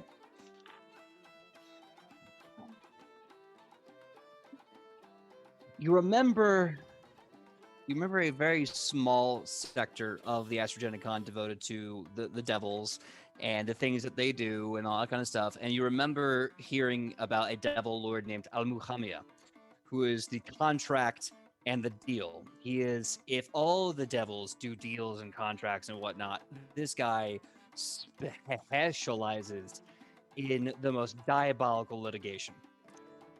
You also know from stories he's talked about that he likes to have what you could say is a face forward branding or a image that is presented that helps his case in a way that affects the market of souls. You're kind of piecing together through study of devil lore and demonic literature how to properly affect a market of entertainment. So you want to manipulate the minds of the people into buying into what you're selling? Yeah. Okay. That's what I want.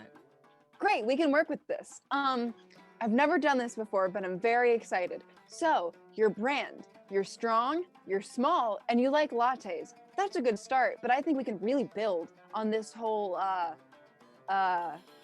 what's your thing? You have a thing? I really want my thing to be like, yes, I am the granddaughter of an ultra famous luchadora, but I'm also my own person, and I don't get my champion belt stolen from under my nose that easily. How do we wrap that up in like a slogan?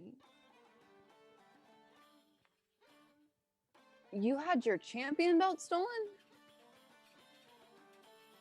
Yeah, it's gone. Oh. Well, we should go get it. I think the dude's taking it back to my homeland. I don't know if we can get it. I don't. Oh, that's far. I can try. Maybe I need to write more letters. I'm gonna write more letters. That's a start. Maybe we can get like a better one. Yeah, that's an idea, right? Yeah. Better. You're right. A Yeah. better belt. Absolutely. Since you have all of that going on, I think it would be definitely worth it to say that you are what's a synonym? Synonym. I have an extra cinnamon right here. She hands you one of the buns from the tasting. Shionibus, the one for you. This one's citrus, though. I don't know. There's plenty. I don't know had what this enough. is. I don't. The bun. They're just mini, like me. What does it mean? Bun? Yes. I don't. Never had one Bun before. I boys. don't know Bun what. boys Who? buns. Who? You haven't? Oh! Has no one taken you to Bun Boys? I don't know who these bun boys are. Alona? You Has no one are- taken her to Bun Boys? Who are bun boys? I'm really confused. Hold up, wait. You've Okay. never had bun boys? Well, Did I miss that? Is that a thing? She's Have you never had bun boys. No, she's always been somewhere you else. She's always been somewhere else. all right. Okay, we're walking and talking. Yes. We're walking and talking. We're on our way to get you some happiness, Shionibus. And in the meantime, I have some synonyms for redeeming, because you're not necessarily redeeming yourself because you haven't done anything wrong, but I have like the reclaimer. Like you're reclaiming your The title. Reclaimer. Yes. Yeah, the Love reclaimer. That's good. Good, That's pretty good. Dorita. Yeah, The or Reclaimers. 2 languages, but that's good. That's like versatility. Okay. And she'll just like keep like bouncing ideas off of that while also simultaneously drunkenly explaining bun boys to Shionabis while they walk. So it's Great. boys that sell buns, And they're delicious. Yes. and buns are like Get it. bread. Tasty bread. Sometimes. So let me get this straight out of Well, these ones character. are. So the two boys are off brooding, and the girls are drunkenly getting buns together. Yep. Girls' night. It's when girls find each other in a bathroom, they're like, oh my gosh, you are so pretty. That's what's happening. Let's talk about your branding, and we're gonna get food. This is perfect. No. I hate to break up the girls' night, but I need to cut to Woodward. Do it. It's fine. I wanna. This is good. Okay. So Woodward, you go to the Lost Cork. So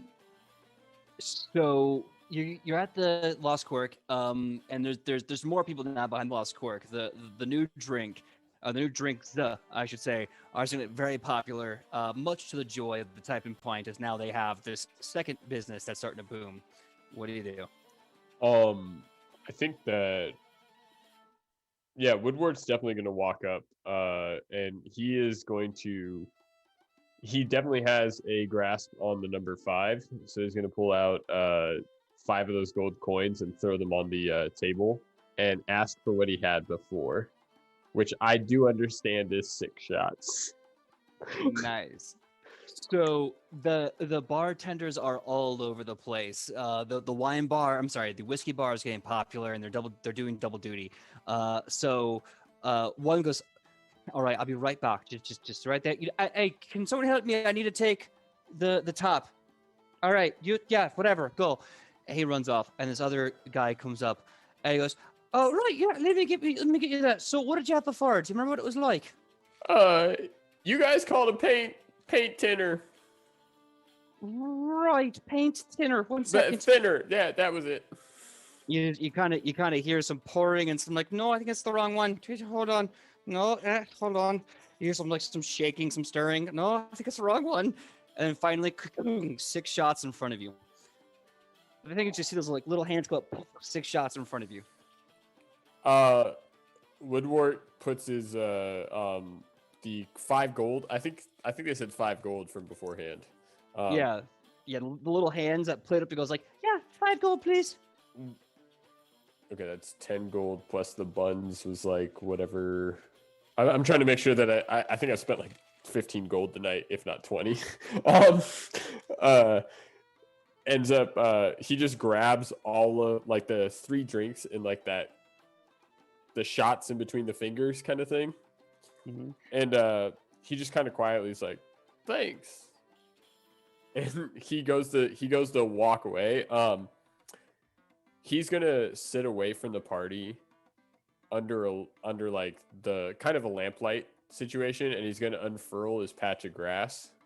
Mm-hmm. He's looking for every comfort he's got at this point, and he's gonna sit down with his 6 shots and like set them down in like the corner of the mat, and he's just gonna pick one up and kind of as best as he can sip on it, even though you probably shouldn't sip this. And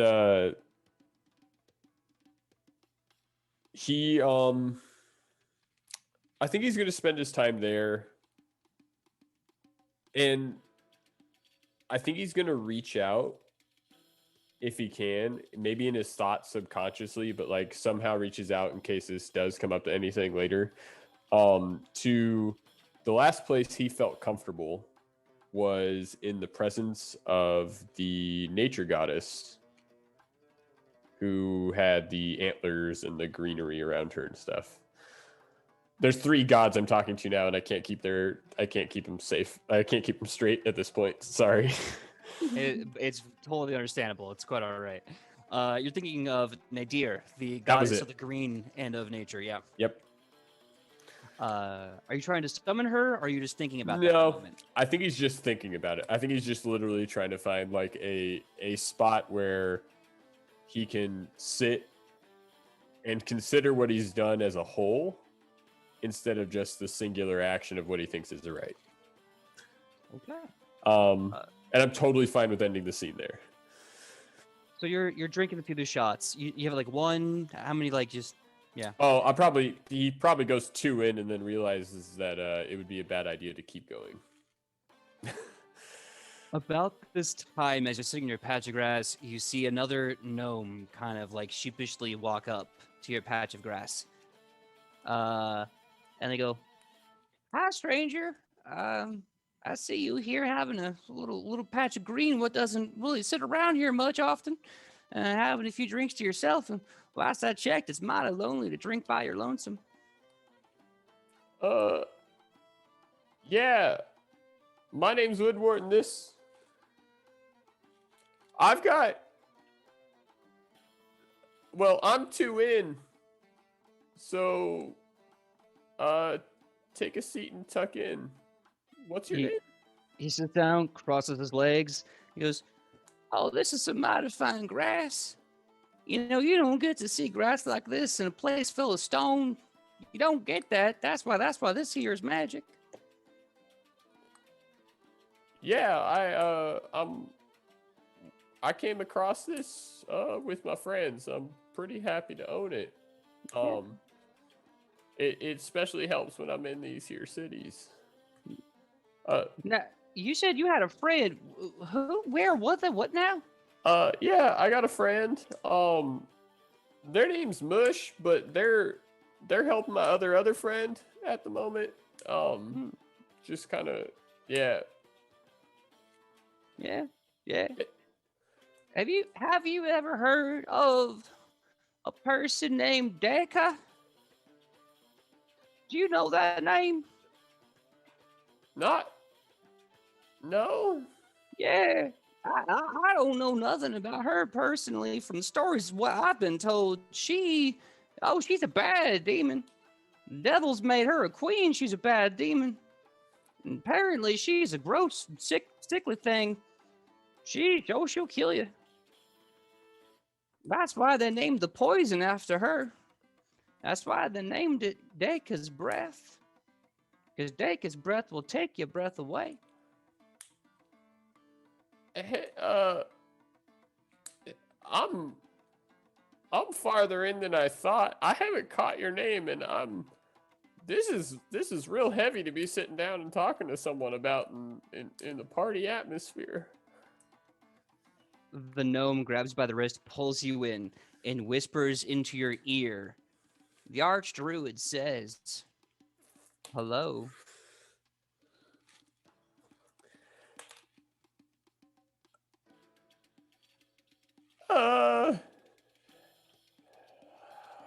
Okay. You know what? I think I'm gonna take my grass and go. Give me a fortitude save. -8.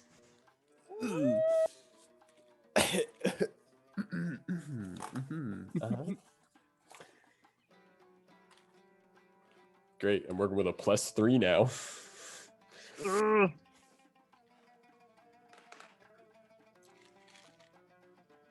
I got a 10 total. So as you're like, I'm about to go, you suddenly feel your entire face swell. Your nose becomes impossible to breathe through, your tongue starts to swell, and now you can't get air into your lungs. As this happens, you start feeling your eyes swell shut, and you can almost feel this crust start to encapsulate your eyes immediately, like a scab. Your limbs start to go numb, but the only thing you can feel is the pounding of your heart against your chest. It is slow and it is heavy, like the hammer hit on an anvil. Boom, boom. And the last thing you hear before things start to get a wee bit hazy is, "That's why we call it Deka's breath. We found it in the forest. You should remember if you did your homework back when you were one of us. There are greens in this world that'll take the red right out of your face, right from your lungs, but no. You had to burn it all down, didn't you, little son of a bitch? You had to burn the green Because the red was better. What do you think's gonna be left when all the red bleeds from this world? Ain't nothing but the green, Sonny. You remember that when you go to your dear and fluffy whatever god you pretend to pray to. Archroot ain't gonna plant a flower in your name, no how, sir. And then with that, everything goes black as you hear him say, no how, sir. You have 4 hours until Woodward dies. Oh my god! This is awesome. I know I should be way upset, but it's just too cool. Like, just the play of things. And now I'm sitting by myself. Okay. And just to make sure, Woodward is out for the count right now. Like, there's no, because I can't hear or see anything at this point. Right. Basically, this poison is attacking your respiratory system, your nasal system, your nervous system. It's attacking every single innate system in your body. Your brain is pumping, your heart's pumping, your blood is going. However, it is only a matter of 4 hours before your necrosis sets in, chokes your entire bodily functions, and you die.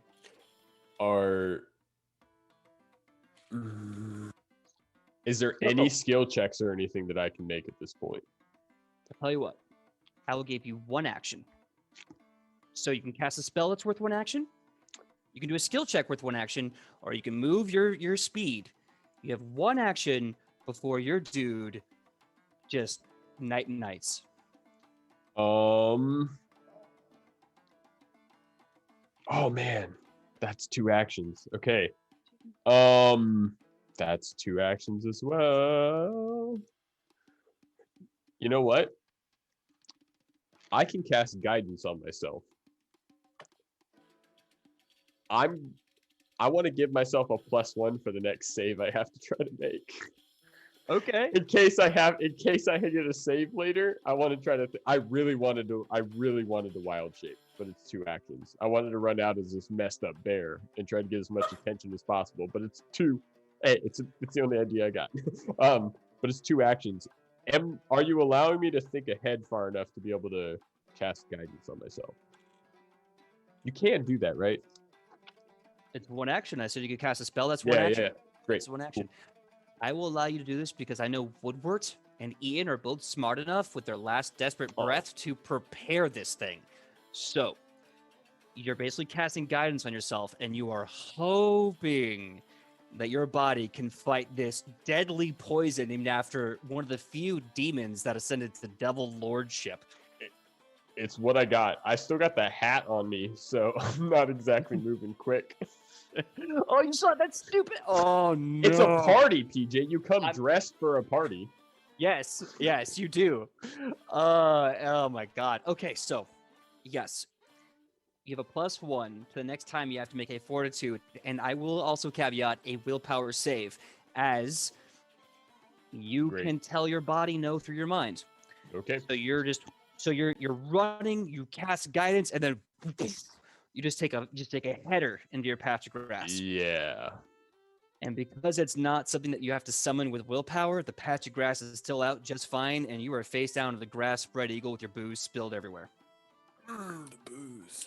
Right in the booze.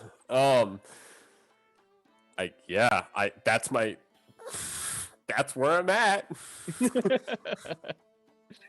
Okay. So next round we have Kylie. It's Kylie's go. Last I checked, you were witnessing the brand discussion and having your first Bun Boys moment. Do you guys want to carry off with that, or do you guys want to move to another part of the party? Ladies, now that we've had our bun, what do we want to do? We've had buns. Well, Ichi, you know what would be good for your branding? If we were to reclaim the dance floor. I think Ooh. you're right. We Yeah. should dance. I just want to dance, actually. Now I had my buns. We got her buns, which is really important. We did the branding. Now I just want to dance. Let's go. Let's go. I'm imagining this like okay, so Ichi's really drunk 'cause she just got broken up with. And Shionibis and I are like the two like sober friends, like trying to make sure she doesn't implode and she's having a nice time and like things are going okay. So we're gonna tear up that dance floor. We're gonna just All right. Give me a while Woodward's performance dying. check. Oh well, you don't. I mean, maybe. I know we don't know that. This is a really interesting juxtaposition. Dancing in his final hours. Isn't This is a 19 for performance. 17. 19, 17. I'll I'll tell you what. 11. I'm gonna I give have you a a plus plus 2. I'm real drunk, so I'll take the 11. Like, it's funny because my performance is a +8. It's like the second highest of any of my. But I rolled a 3. I deserve it. It's okay. Now, this is GM's discretion on this. I would argue because you're lily hammered, you don't have any inhibitions or awkward feelings. So I would argue that you dance a little better when you're drunk. So I'm gonna give you a +2 to that. It's still a 13, but you know whatever, you're vibing, girl. You're having a good time. Yeah, solid vibe. Okay. So, you're having a great time dancing. As you dance,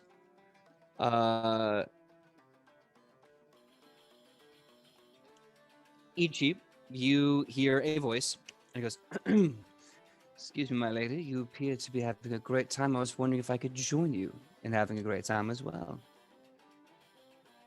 Who is this? You Who's look and you Tobias? see it's Tobias, who is looking actually rather regal. Apparently, he keeps his formal party clothes in his traveler's pack. Tobias, you're looking actually pretty regal. Yeah, let's dance. Alrighty then. She goes for it. Okay, he's gonna go for it. All right, not bad. He gets a 19 in total, so he's dancing pretty well. So there's a very awkward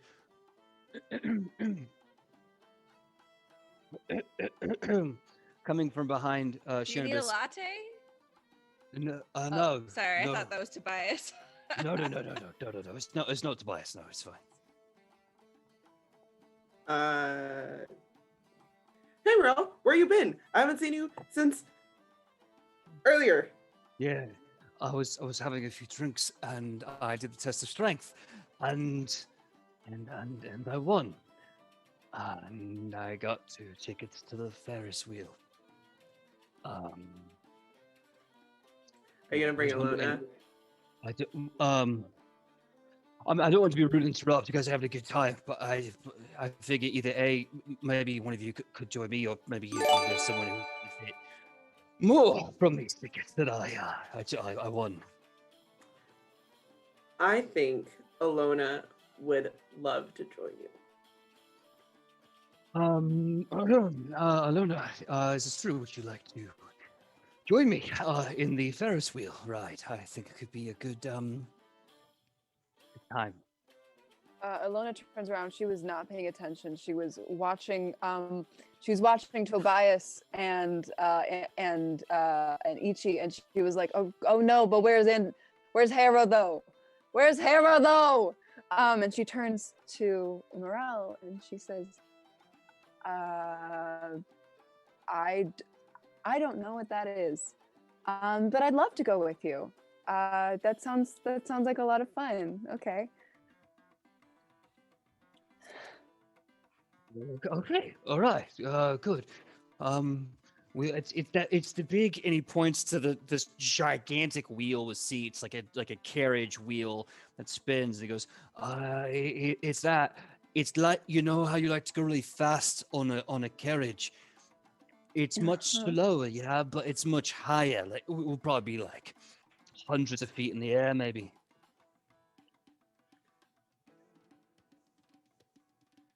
I can see that. Yeah, you could go to the very top, and we can just look over the water and the moon and the moon. We can look at both the moon and the water. Yeah. Okay. Is it s- is it is it safe? I mean, what they say safe. I really don't know. I've never been in a Ferris wheel before. So we'll have to see. Alona swallows her swallows her her courage, and she's like, okay, let's go. And she's gonna take Morel by the hand, and she's gonna walk right over to the Ferris wheel. And he just kind of like he takes him a second. He catches up. Yeah. So cut back to case- Shion. Yeah. No. Was that Alona? Now, in case no one picked up on that, Alona's terrified of heights. And so is Sidney. So that's gonna be great. That's right. I'm Have a also great time. acrophobic. We'll all have a miserable time. Shionabis, give me a perception check. Oh no. Oh no. Oh, that's a nat 20. Awesome. Oh, You see Hera chugging whiskey and trying to get up the courage to ask Tobias to a dance. You can even hear her practicing. Oh, honey, no. No. Okay. Shotomus is gonna go over and be like, I'll go in. Hey, you're drinking quite a lot, actually. Are you enjoying the festivities, Hera? Yeah. I am. I really am. I want to go dancing. I want to go on the dance floor. Do it. Absolutely. Go for it. Yeah. I'm scared. I've never danced before. I've only beat people's faces into a bloody pulp. Mood. I find best get really wasted, and then one, you don't care what people think, and two, you don't care what you think.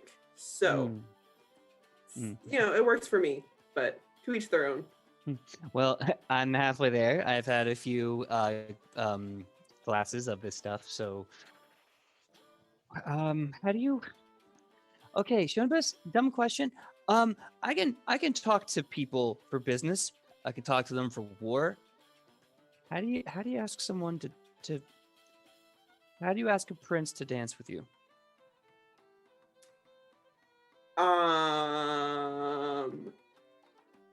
I don't know if I'm the right person you should be talking to, but guys really like confidence. And so if you just like go up there and be like, "Hey, let's dance," they're bound to say yes. I think that's how it works. Okay. So I should just go talk to him and tell him I want to dance with him then. Yeah, do it. Okay. Who's him? Oh, I didn't tell you. Oh my gosh, I think he's really cute, Don't and say it. and I always wanted to feel like a princess, and I do, and I've always had this thing, for, like really, really, really pretty. I like Tobias. I want to ask him out to dance. She's going to bite her tongue. Yeah. Okay. Yeah, he's a guy.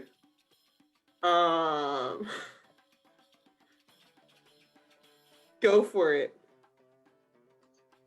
Give me a diplomacy check. With a -1, because that was like the worst pep talk. That's gonna be, you said diplomacy? Yeah. That's gonna be an 18. God damn it. Okay. So you're like, win one for the Kipper, and Hera just goes, I'm a warrior, I'm fierce, and tonight I'm a goddamn princess. And she gets up and she hikes up her dress and she just starts storming over to Ichi and Tobias. Ichi, you're just kind of having a good time vibing. Tobias is like not giving a shit, just vibing, whatever. Suddenly, there right there is Hera, all like 5'11", 6 foot, broad shoulders, big green muscles, and the princess look to a T. Hera, Hera, you're beautiful. Look at you. You're a princess. Yes, I am, and I'm not crying until the shoes come off. So, That's right. That's right. Dancing time, and then she flashes back, and she remembers that Hera likes Tobias, and she's like, "Yeah, let's dance." And she just kind of dances around Hera and booty bumps her near Tobias, and then kind of dances away out of the crowd. give me a performance check. Stealthily. Oh yeah, give me a performance check for your stealth. Because she's a dwarf, she can Homer Okay. Simpson into the crowd. Yeah. Just threw my dice at my mic. That's not how we roll. I also love that she asked how to ask a prince out, and the literal princess couldn't answer the question. Sheodibus comes out flat. That's that a ain't no 15. prince. What was that, Sam? 15. 15. So you hip check her a little sharply. It's like Sebastian the Crab kind of obvious, where it's like, oh wow, you have no chill. Hi. And I can only imagine you doing finger guns with a drunken kind of wink as you back out. I mean, So I you melted could to do the you. crowd. Yeah, Very obviously. you That's can. good. I like it. So you kind of hear this dialogue as you start to vanish. As Hera bumps into him, Tobias goes, "Oh, God's woman, watch what you, hello." And then Hera just kind of goes, "Hey, listen, so I'm feeling really good. And the only thing I could think of that would make this night even better is if we could dance together for whatever time you want. I'm not gonna take a time from you, but I'm gonna take some of your time from you." And Tobias just goes, "Yeah, yeah, I think I would enjoy having some time lost. But by the way, did you have this dress with you the whole time?" "Of course. I know you're lying, and I like it." And he wraps one arm around her waist, grabs her by the wrist, slides a thumb around hers, takes her into a formal dance position, pulls hip to hip, looks her right in the eye, and they start dancing. Starts off as a kind of a clunky box step. As a warrior, she knows how to fight, how to twist, how to turn, how to kill. And Tobias himself is a warrior. He's a healer. And a man of some lower nobility. But every time she misses a step and stomps on his toe, they just kind of laugh. Tobias is actually thinking it's hilarious every time she steps on his toe. He makes a stupid quip. You're deadly in the battlefield. I think you're more deadly on the dance field." To which she responds, "It's not my fault you have big feet and don't know how to use them." And you hear him go, "Oh, you have no idea. Ooh, you know what? This is going well. I'm not going to say what I normally say." And they just continue to dance. And you can see Tobias absolutely shocked. And you can see Hera just eyebrows arched up as she's just also shocked. A couple games ago, you guys rolled a critical success on Hera's dress and hair and makeup, and you have completely blown Tobias away. Not because she looked that good, but because you brought everything out inside of her that Tobias could actually see. And they dance. They're never more than an arm length apart. Now, next initiative, because we're at the Ferris wheel. The Ferris wheel. Yes. The Ferris wheel. Yeah. The person of Agrippa upon a bear who's quite drunk pulls the cord across and takes the tickets from Morel and he goes, all right, now listen, here's the thing you should be aware of. This Ferris wheel has a mind of its own. I cannot say what's going to happen when you get in it, but you have a great ride.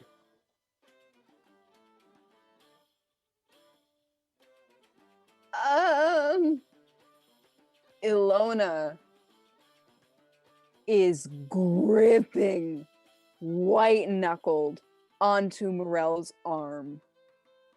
Just as the thing swings back and forth, she's just like, this is nice.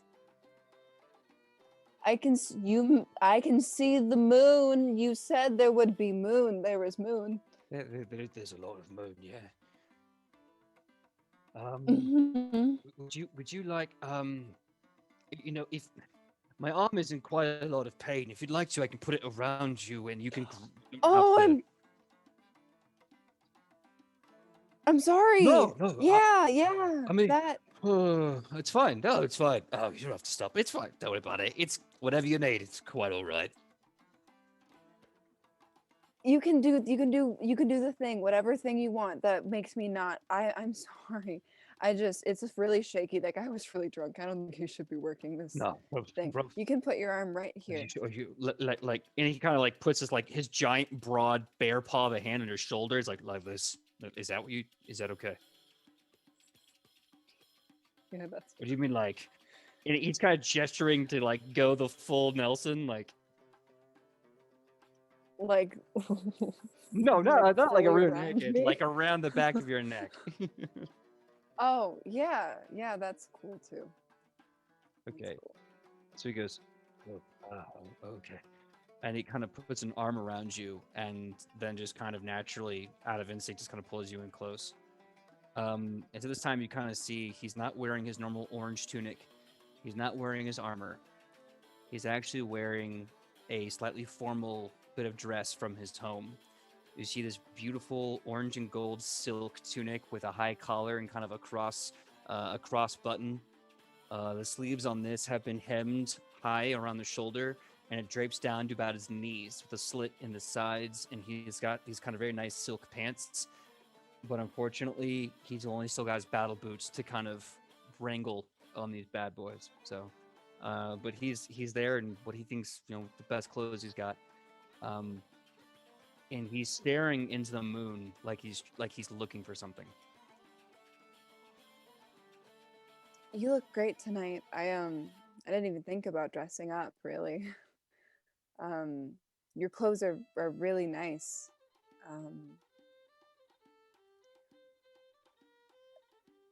What are you looking at?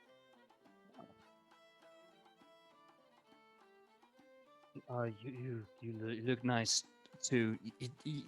The robe's really iconic. I'm looking for courage. I know, I'm pretty scared too. So we're getting really high now. We're getting really high. I'm not gonna look down. I won't. Yeah, don't look down. Don't you do it. Don't. And he's joking, waving a big finger in your face, like, don't you do it. And eventually all of a sudden here's, and the whole thing stops. Dead. You're at 12 o'clock high, the highest point you can be on the entire Ferris wheel. The moon is literally right next to you. You can see the stars across all the Adelphon continent, and the only sound besides your own beating heart in your chest, and likewise in The Acadian to your right is the gentle rushing sound of the waters of Agrippa upon a bear.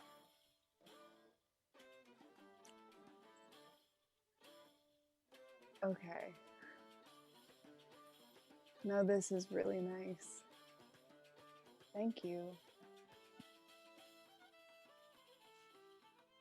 Alona, I need to be thanking you.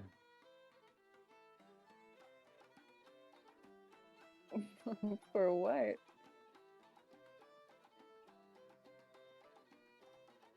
I've been on 2 hemispheres.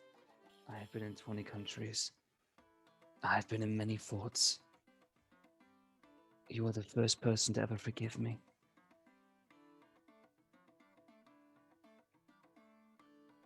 Morel.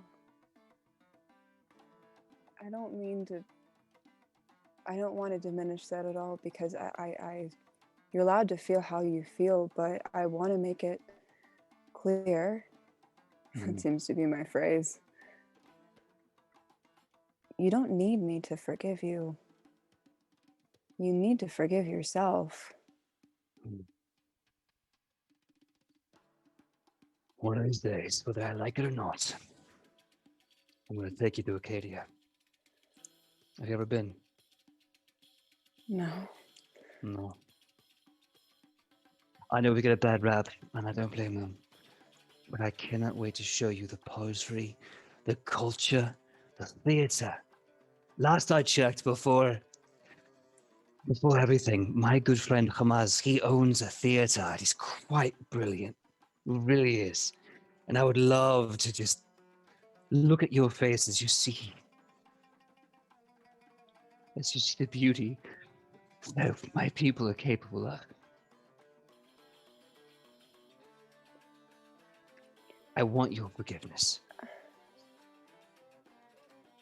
I don't need it. But there's someone who needs my forgiveness. That's not the point. The point is,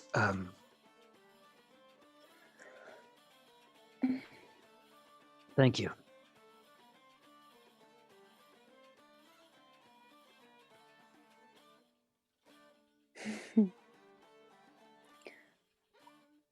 I'd like to go to Acadia one day. And I'd like to see the world that you came from, because if it's as half as beautiful as you are, then it really is a sight to see. Can I roll perception to see if she can see Woodward from here? Sure. Yeah, go right ahead. +2 for the high ground. Shut! Is that a critical? That's a nat 1. Can I roll again? Yes, yes, do you that's have the hero? awesome. Do you have the hero Can I points? roll again? Do you have the hero Yeah, you points? gifted me one. I did. Yes. Yeah. Go right Oh, ahead. You that's did, so you gifted me funny. one. That's so I know. funny. But I Guys are won't- like, no, he gonna die tonight. Yeah, we have spoken. Okay. That's a 21. It's Okay. much better. Okay. So, Morel starts to...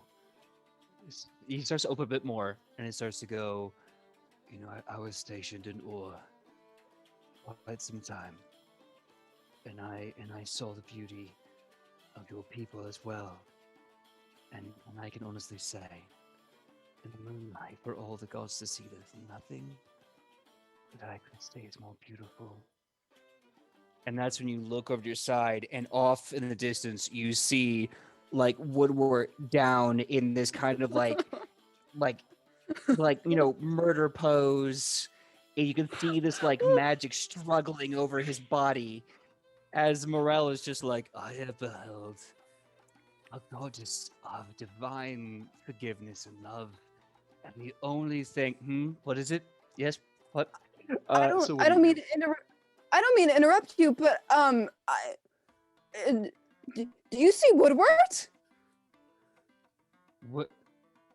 I mean, not since the whole kerfuffle. Why? No, Is he? he's right there. Where's? Oh, he's gonna make a perception check. I Okay. do like I do like that if there wasn't magic, Alona would have been like, look, he's pissed drunk. And just like laid out on the ground, like, ha! And then some Ferris wheel keeps spinning. Like cat, no, drunk gnome. So Morel, just like a guy, like I don't see it. Where is it? I just looked. It's not there. He rolled a die face 3, so he's like, no, I don't see it. Why did he call me Can it? I don't see it. Can I roll like You another? know something? Woodward's drunk because isn't drunk because he still has his pants on. That's a good point. Fact. That's a good Can litmus. can I roll to see if like Alona can recognize that he is? Can I see if he's bloated? I know he's face down. He's face down. I've had 6 shots. What do you want from me? Can I tell if he like needs assistance? Roll to Okay, perceive or- pants. So here's one from you. If you're looking to try and Okay. figure out what the magic is that's trying to like keep him up and alive, give me a religion check. If you want to figure out what his Yeah. physical health is, medicine check. Okay. Okay. I'm gonna make that a medicine check because I forgot that I took like master in that, and that's not right. That's bad. What? No. Come on, math. That's a 25. So you're looking at Woodward, frustrated as he is, and you're like, wait a minute. If I'm not mistaken, those eyes are way too inflamed. Those cheeks are way too red and way too puffy. And he is actually sleeping on his nose and mouth, which means he is probably going to suffocate if I don't move him the next couple of hours. So you're not entirely sure that he's like dying of a poison, but you're like, his health is in jeopardy and he is unconscious. So at this point, I just think Woodward's just passed out drunk with his face in the dirt, and I have to go get him so he doesn't suffocate to death. Yes. In the next few hours. That's Yeah. my favorite part of I that know, sentence. it's like, When you get around to it. But you do also know there's like some puffiness around the eyes, some weirdness around the cheeks. Like something's not right, but you can tell for sure. The immediate known threat is that if you don't like basically get his nose and mouth off the ground, like he might suffocate. I love the fact that she's Okay. just going to come up with, he's crying because he broke up with Rufa. His eyes are puffy. He's drunk laying down in the grass. I mean, if she can see from all the way up there, freaking, she has some Assassin's Creed eagle eyes. Yep. I mean, Morel got a 3, I so mean- it's just like, you know, you put like, babe, where's the sugar? It's on the shelf. No, it's not. She comes back, pulls the sugar off the shelf, and there's Morel going, I didn't see it. I swear to God, I looked and it wasn't there. exactly. Ilona is going to turn to Morel and said, "This has been the most lovely time, but we need to get Woodward. He is clearly very broken up about the fight he had with Rufa, and I think he might suffocate, so we need to go." Well, and Morel immediately goes, friend Woodward. No, we have to say friend Woodward. Okay, let's, you know what? Screw it. Get him up back. Get Ilona out the climbs- papoose. Ilona climbs on his back. He looks at you, and you can kind of hear over his shoulder. He says, "Do you trust me?" With my life. A bit of an awkward, like, good. I won't let you down. And with a critical 30, Morel climbs down the Ferris wheel like Spider-Man, apparently. God bless. Yes. And he's just doing like big beefy boy hardcore parkour, just dropping down with Alona jetpacking on him the whole way. In what could be 30 seconds, maybe 45 seconds top, you have just scaled down a 100-foot Ferris wheel with ease. Right. So, Woodward, make a fortitude or willpower save at -4. I'll be right back. I got immediate, like, Mighty Joe Young vibes of this giant man with this woman climbing down this Ferris wheel. Okay. You need to attach like a papoose now to a Morel just in case for any situations. He said will save or what? We'll say to fortitude Oh, they're Yeah. identical. at -4. He said. Yeah, thanks. You got that Got plus? you. Does that plus guidance count for this? Yeah, Ooh, so nice. I have a +8. Nice. Man, the dice want this to happen. Okay, I'm gonna. Oh. I to be fair, I Woodward would put up the fight. I'm gonna use my hero point. Okay. Makes sense. I hope he'd put up the fight. Is he just gonna be like, oh nope, this sucks. Time to die. Like I hope.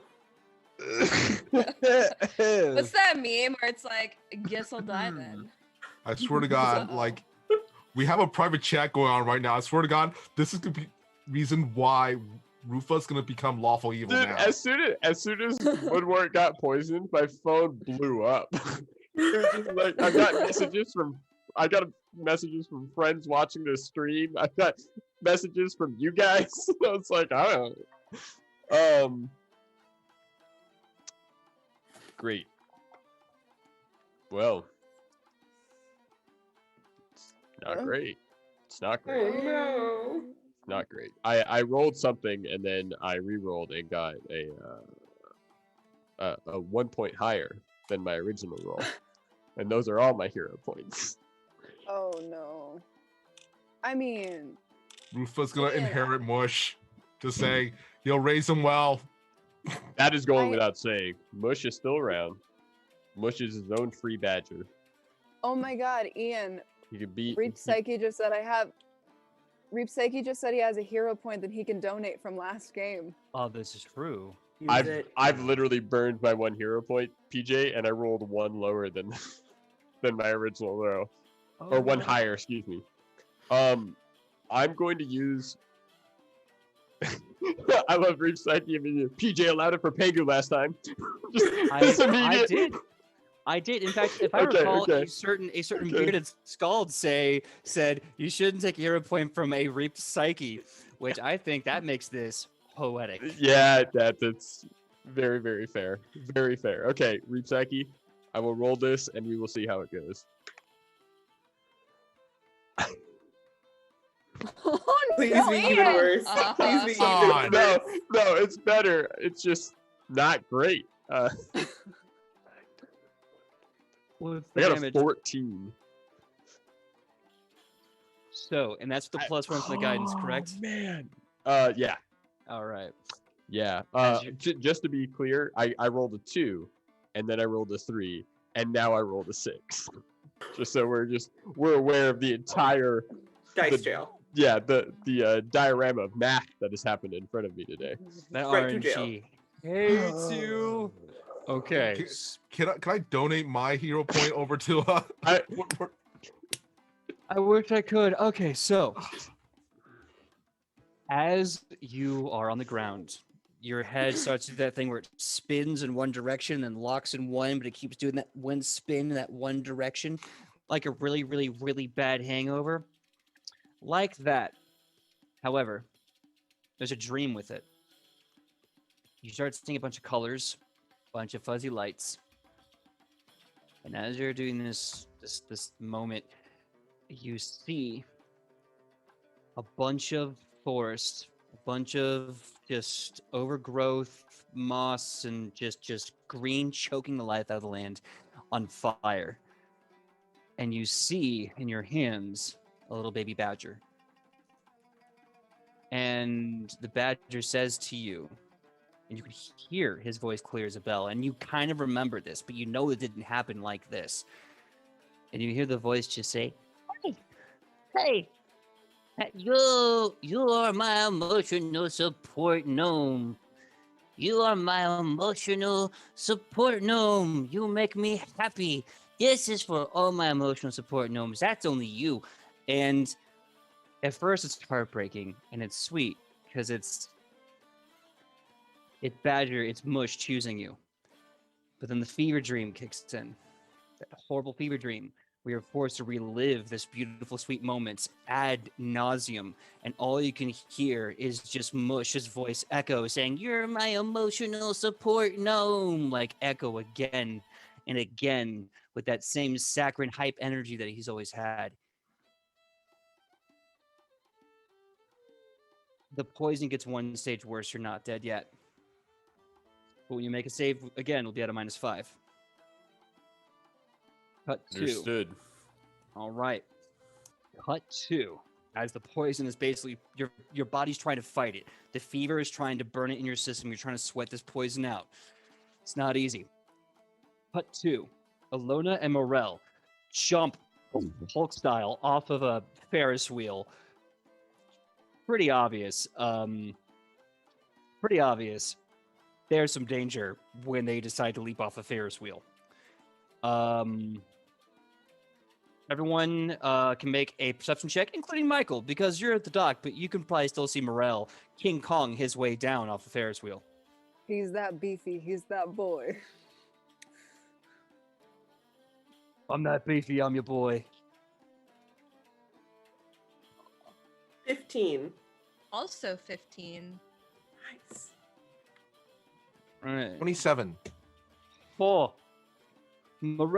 So, all the way at the Moitlgorum Pier, you're seeing Morel climb off the Ferris wheel in a hurry with Alona to his back, and it's like all the red flags is going through Rufus' head. And I'm gonna, if you want to, if you'll accept it, I will allow you to basically burn all your actions to run back to the market. Sure. I'm just gonna say Rufus gonna be like, the hell? And then go towards the market. Like more or less as confused. Sure. Understandably. The other two, Ichi and Shonibus, you see, sure enough, boom, and you can see just the absolute deadlock focus on Morel's eyes. Alona, what are you doing now that you've landed? I'm going to. Okay, out of character, metagame, Sidney. So Shonibus still has to dance with Ravon. Why you gotta bring that up?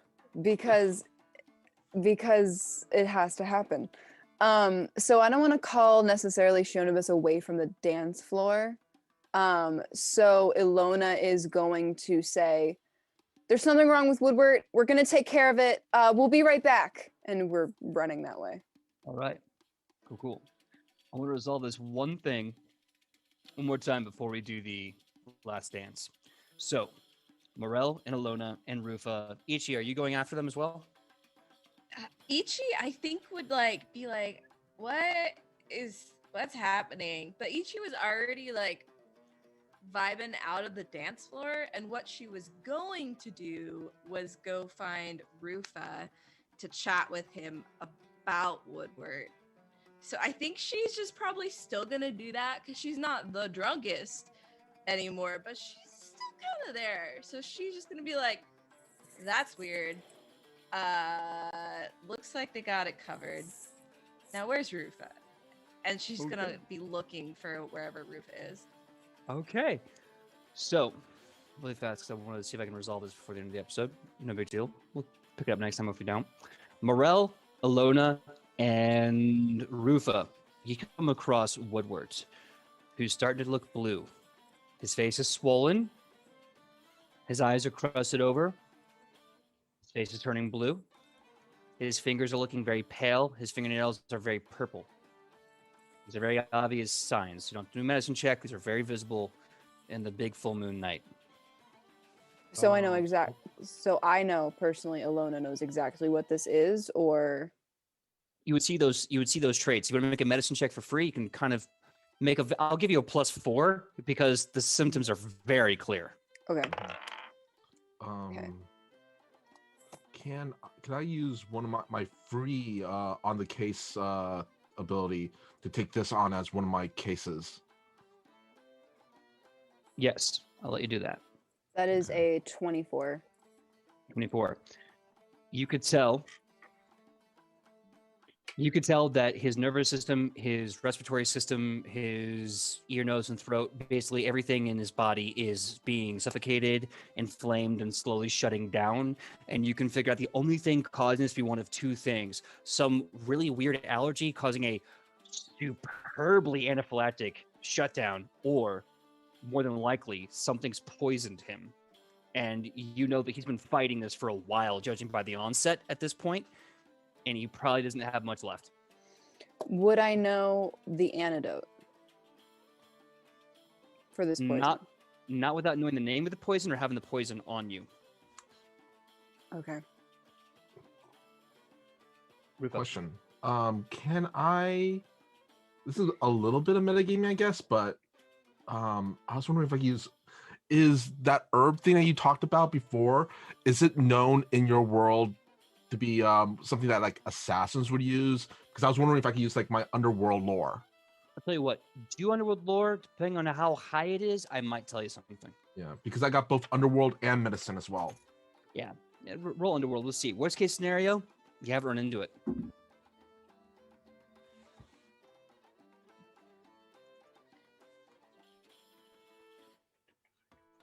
$24? Recognize the signs, you don't know the name of it, but you know that basically you can help Alona basically reverse engineer this. That roll has given Alona a +2 to a medicine check. Rufa is gonna look at Alona. What happened? I don't know. We were on the Ferris wheel and I happened to see him and I saw he was face down. I noticed the bloating and I don't know. I know that he's poisoned. I don't know what it is.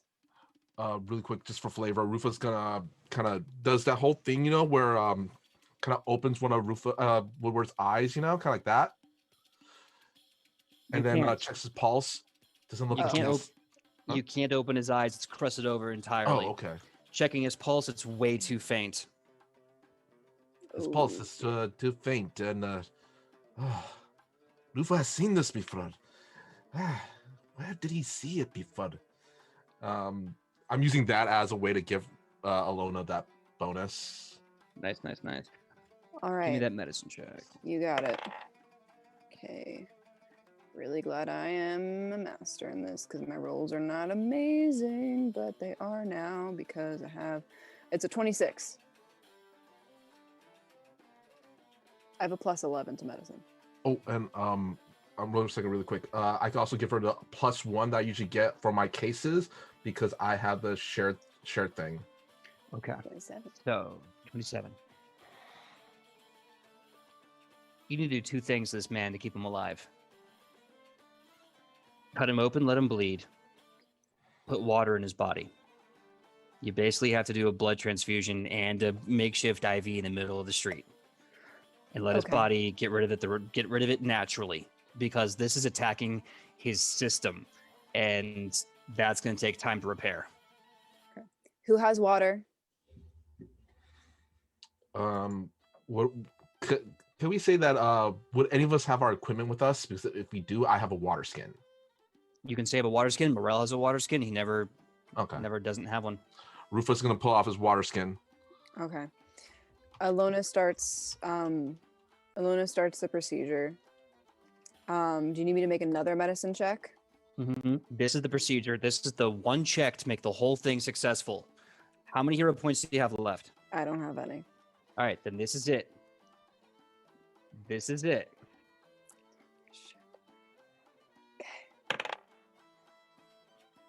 Okay. That is a no, wrong number. Butterfingers. It's not good to hear right now. 29. Oh shit, you're right, Michael. 29. Roll me a fortitude check +4. Okay, so the last one was -5, but we Yes. are not. Okay, great. So this isn't going Now to be a you're- +1. This is going to be an entire +4. That's right, sir. And that is +4 with my bonuses normally, or just a flat 4? Bonus is normal, Okay. +4. Great, cool.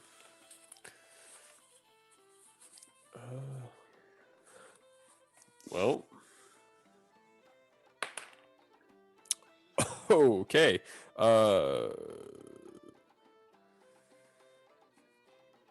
32. Alona, As you are working on Woodward, the blood is starting to pour out. The first thing you notice, the blood is extremely thin when it does come out. It doesn't even look like blood. It almost looks like tea. It's very thin and it's very weirdly colored. And as it pours out, you start taking your water skins. You make another hole. More tea comes out of him. You plug the water in. You see the tea start rushing out the other side of the open wounds until eventually the blood starts to get thicker and starts to get a little thicker. It stops having that kind of drained, dry yellow look and starts coming out a nice, solid red. Woodward, you hear Mush say, "You're my emotional support gnome." And he takes his 2 hands and he puts them on your face and he says, "So you gotta be there when I get big and strong." And your eyes start fluttering. And you start kind of coming awake, kind of casually, like when you wake up on a Saturday. And even though your body feels drained and shaky and you feel so dehydrated, you see Morel, Ilona, and Rufa over your body. And you can feel the grass just like covered and drenched in your sweat, just tickling your back.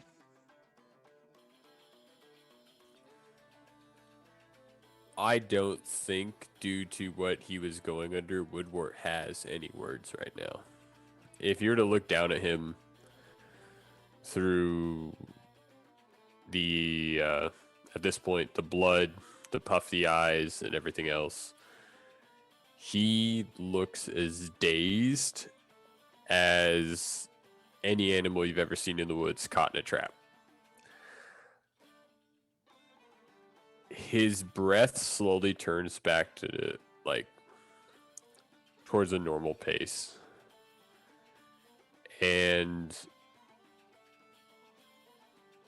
I think that he just kind of looks up at all of you very confused. Like PJ said, waking up on a Saturday morning, it's not a big deal. He's just here now.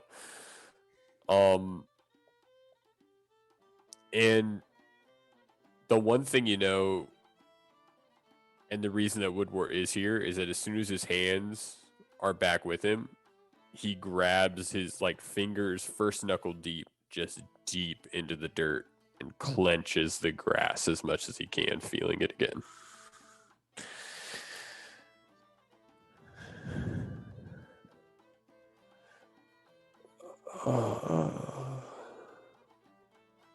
What? What happened?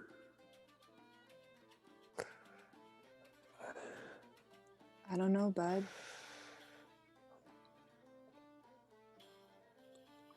Oh, where's Mush? He's still with Ichi back at the dance. Okay.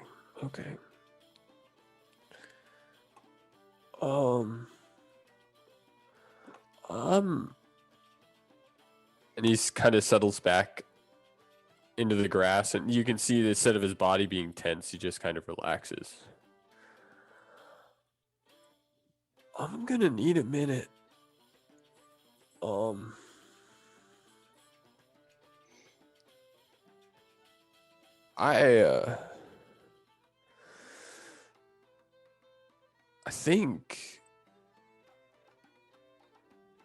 I think he tried to get me.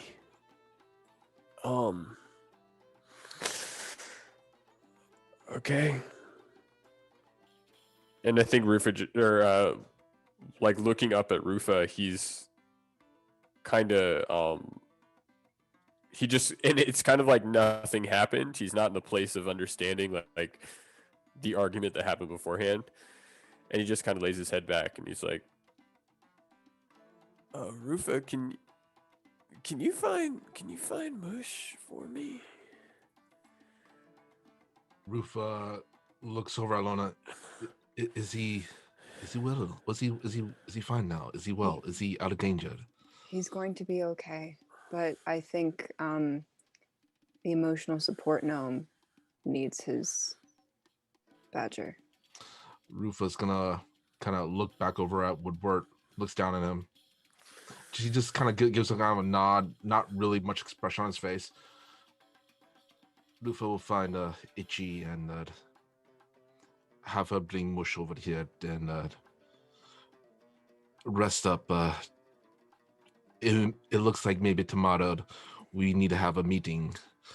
There is some information that if we are going to be doing what we are doing, things must be done. And then he just goes off to find Itchy. All right.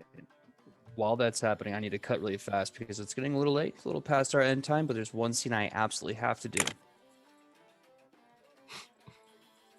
Suddenly, You don't the dance. have to. Your turn. It can be wait until next episode. It's totally No. fine. No. The dance floor disperses as the MCs of the dance, they were always kind of there, just kind of being nice and casual and fun, but now they go, all right, everyone here at the Pirate Tube, we're having a wonderful time. But the vote has come in as to who are the top 2 monarchs, the top 2 leaders, absolute units of a grip upon a bear. And surprising no one, Shonibus, please come to the dance floor and say hello to your special dance partner.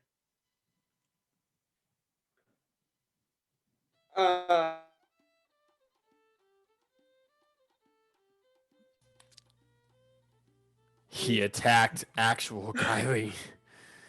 Oh no! Gross. Oh my gosh.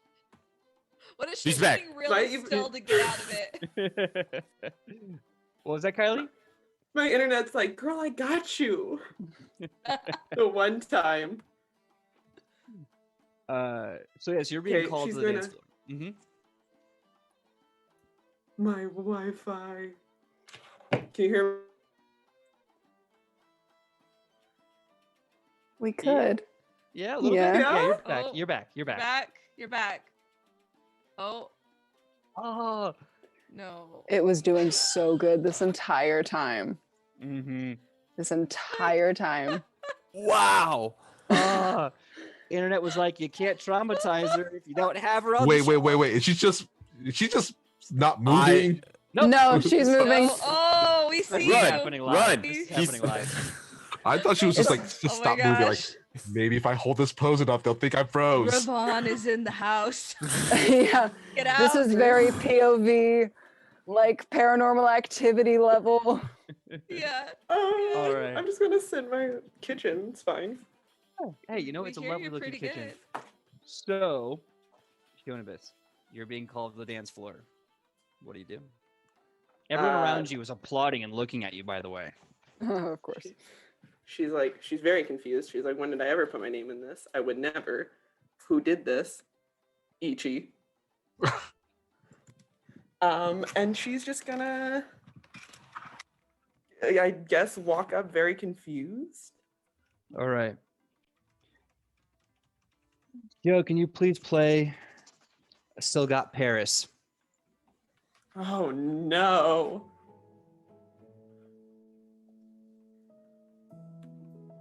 The moonbeams fill the dance floor. You are wearing a mantle of not only your home, but the very silken moonbeams in the sky. Suddenly, a vision, like a hallucination, an oasis, breaks through and comes to being. You see, he's wearing the formal dance gown, like you remember back at court. The mantle of Ra. His formal step comes to a soft stop, and with a bit of that swagger and just a goofy smile, he looks at you and says, "Hey, Trouble, how you doing?" She would be absolutely speechless. Like, no, in awe. He looks at you and he says, "Hey." No words. Just, he grabs you by the hand, pulls you in tight immediately. His thumb just starts to trace the features and lines of your cheeks and your eyes. And you look up and it's him. And he slowly just caresses your shoulders and moves down to your hips and takes you by the arm and starts dancing with you. His forehead touches yours as his nose is just inches away. You can feel his breath. as he just dances with you. You start to see light become all-consuming as you realize he's actually lifting you into the sky. And bathed in the moonlight of the night of Agrippa upon Ober, you see Awesome Ra is literally dancing with you in the sky. He did this the first time he asked you out. Little magic spell, little cast flight. You called him a show-off, bit of flash. The second time he did it, you called him stubborn and stupid and unoriginal. The third time he did it, you called him persistent, tenacious, but a stubborn goofball. Every time he just smiled and said you were trouble. And he holds you as he spins around the air with you. In this cool breeze, moonlit sky, Agrippa upon Ober. And he says, across the 9 hells, the 7 lands, and the many gods, I was given this one time. Puts his hand on your head and he says, we've been given eternity. I just want 5 minutes. And he kisses you. And he kisses you softly and warmly in a way that is familiar, in a way that is home. Home for you was never the sand, it was never the citadel, it was never the sun, it was never the gods. Home for you was the love of your people. And the love of one out of billions that made you feel like you were one out of billions. You can feel your hands trace his square jaw and his shaved head. It was so smooth. How did he do that? And as you just take in his features and measure him with your hands, you just remember. When you pull away from the kiss, and he smiles at you. And he says,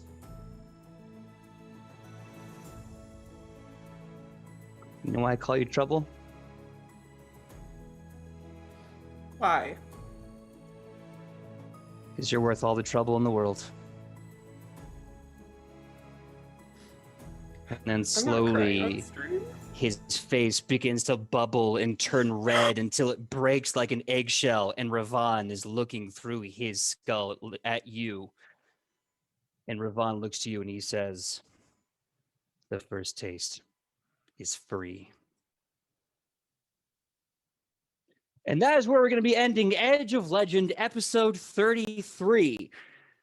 Chat, you're terrible. Chat, why would you vote Shionibus and Ravan for the final dance? That is, and also, Kylie, I'm so sorry. I am so crying terribly on sorry. stream or anything. It's fine. Right. Oh my god. Just saying, I voted for it. Damn. I voted for it. I mean, I was hoping it was gonna be Ichi and her uncle, but no. We would have been I- crying either way. Yeah. I feel like I owe Kylie an apology for my joke before the show started today. It was Ian who was like, do you know what would be a really great idea?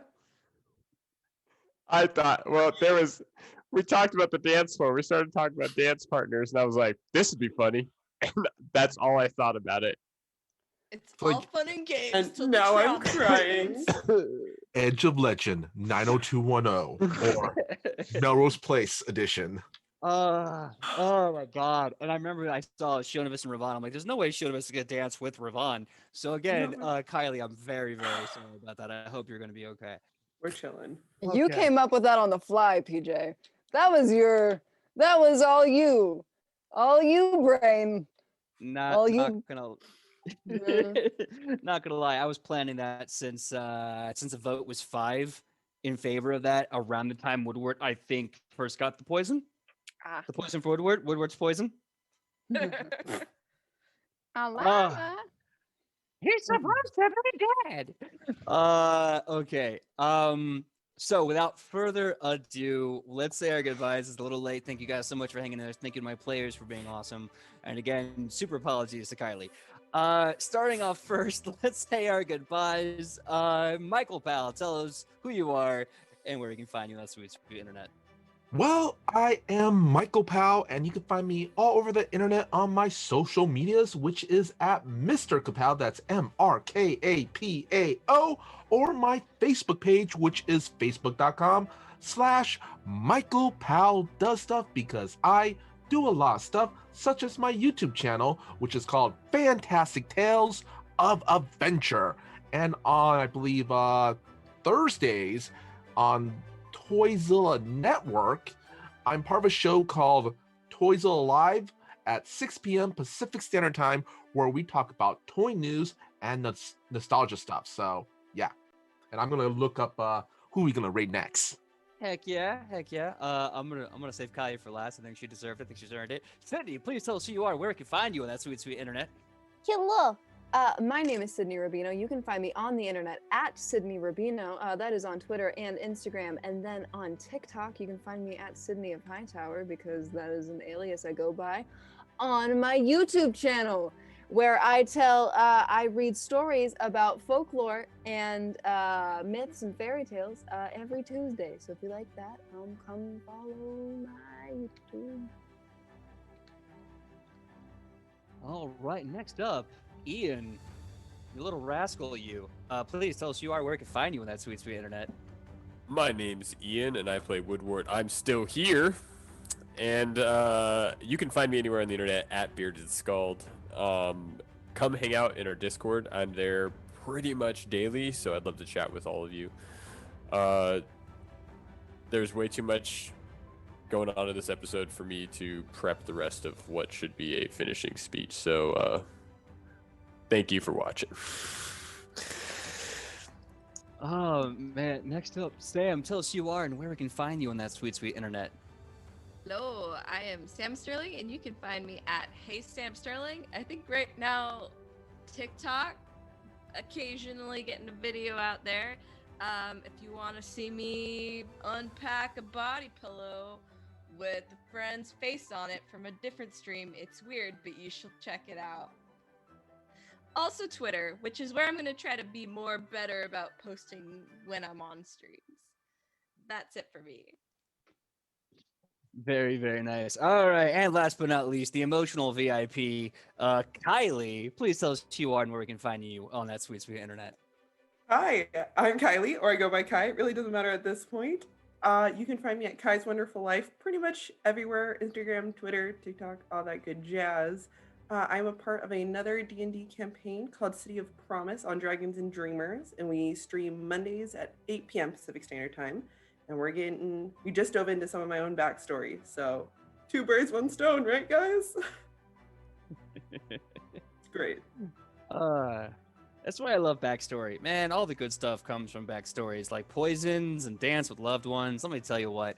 My name is PJ Megaw. You can find me all over the internet at pj.megaw. When I'm not here with these amazing people, you can find me Tuesdays with Michael as well, 3:30, 5:30 p.m. for At the Table, where we discuss how to role play, what to role play, games, tabletops, all kinds of stuff, and have a lot of fun. This Saturday, and I'm super duper psyched for this Saturday, March 6th, 1 p.m. to 7 p.m., we're taking flight. That's right. We're going with the Night Witch New Jack City, the official one-shot for charity to support Planned Parenthood and in honor of International Women's Day and, of course, Women's Month. So please come check us out, as we have Sidney and we have Kylie. We have 2 artists that did amazing work with the show. Bev, who has drawn basically the giant group collection that you see and everyone here, and Zakaya Goggins, who did an amazing job with Elenu's artwork. Marina Logorunun's artwork, and of course, everyone's favorite, Isuo, the man in myth legend himself. She drew all of them. She's going to be there. It's going to be awesome. We also have special guest stars, Syrup from Waffle Maple Syrup. You know them. You see them. We love them. She's going to be there. And Jordan Lambert is also going to be there, as these 6 tremendous women take to the skies to save the diesel punk post-industrial world of science, New Jack City, from an onslaught of constant magical threats based upon the actual Night Witches of World War II history. Truly heroic women that prove that a woman's place is in the fight, and in damn where else she says she's going to. Please check it out. I cannot wait to show this to you, and again, it's going to be awesome. So tune in Saturday, and we're going to put a link If not in the chat, then day of with the actual link to the charity. We're trying to raise $1,000 because God love them, they need them. So, Michael Powell, without further ado, did you send me the link of where we're going? Yeah, so we're rating a channel called Armin. I'm probably mispronouncing the name, but they're playing D&D and they're exploring the Temple of Elemental Evil. Ooh. Okay, let's see. All right, everyone, thank you so much, and thank you for your vote. Thank you for traumatizing poor Kylie. How dare you? We love it. And we'll see you same nat time, same nat channel here at Edge of Legend.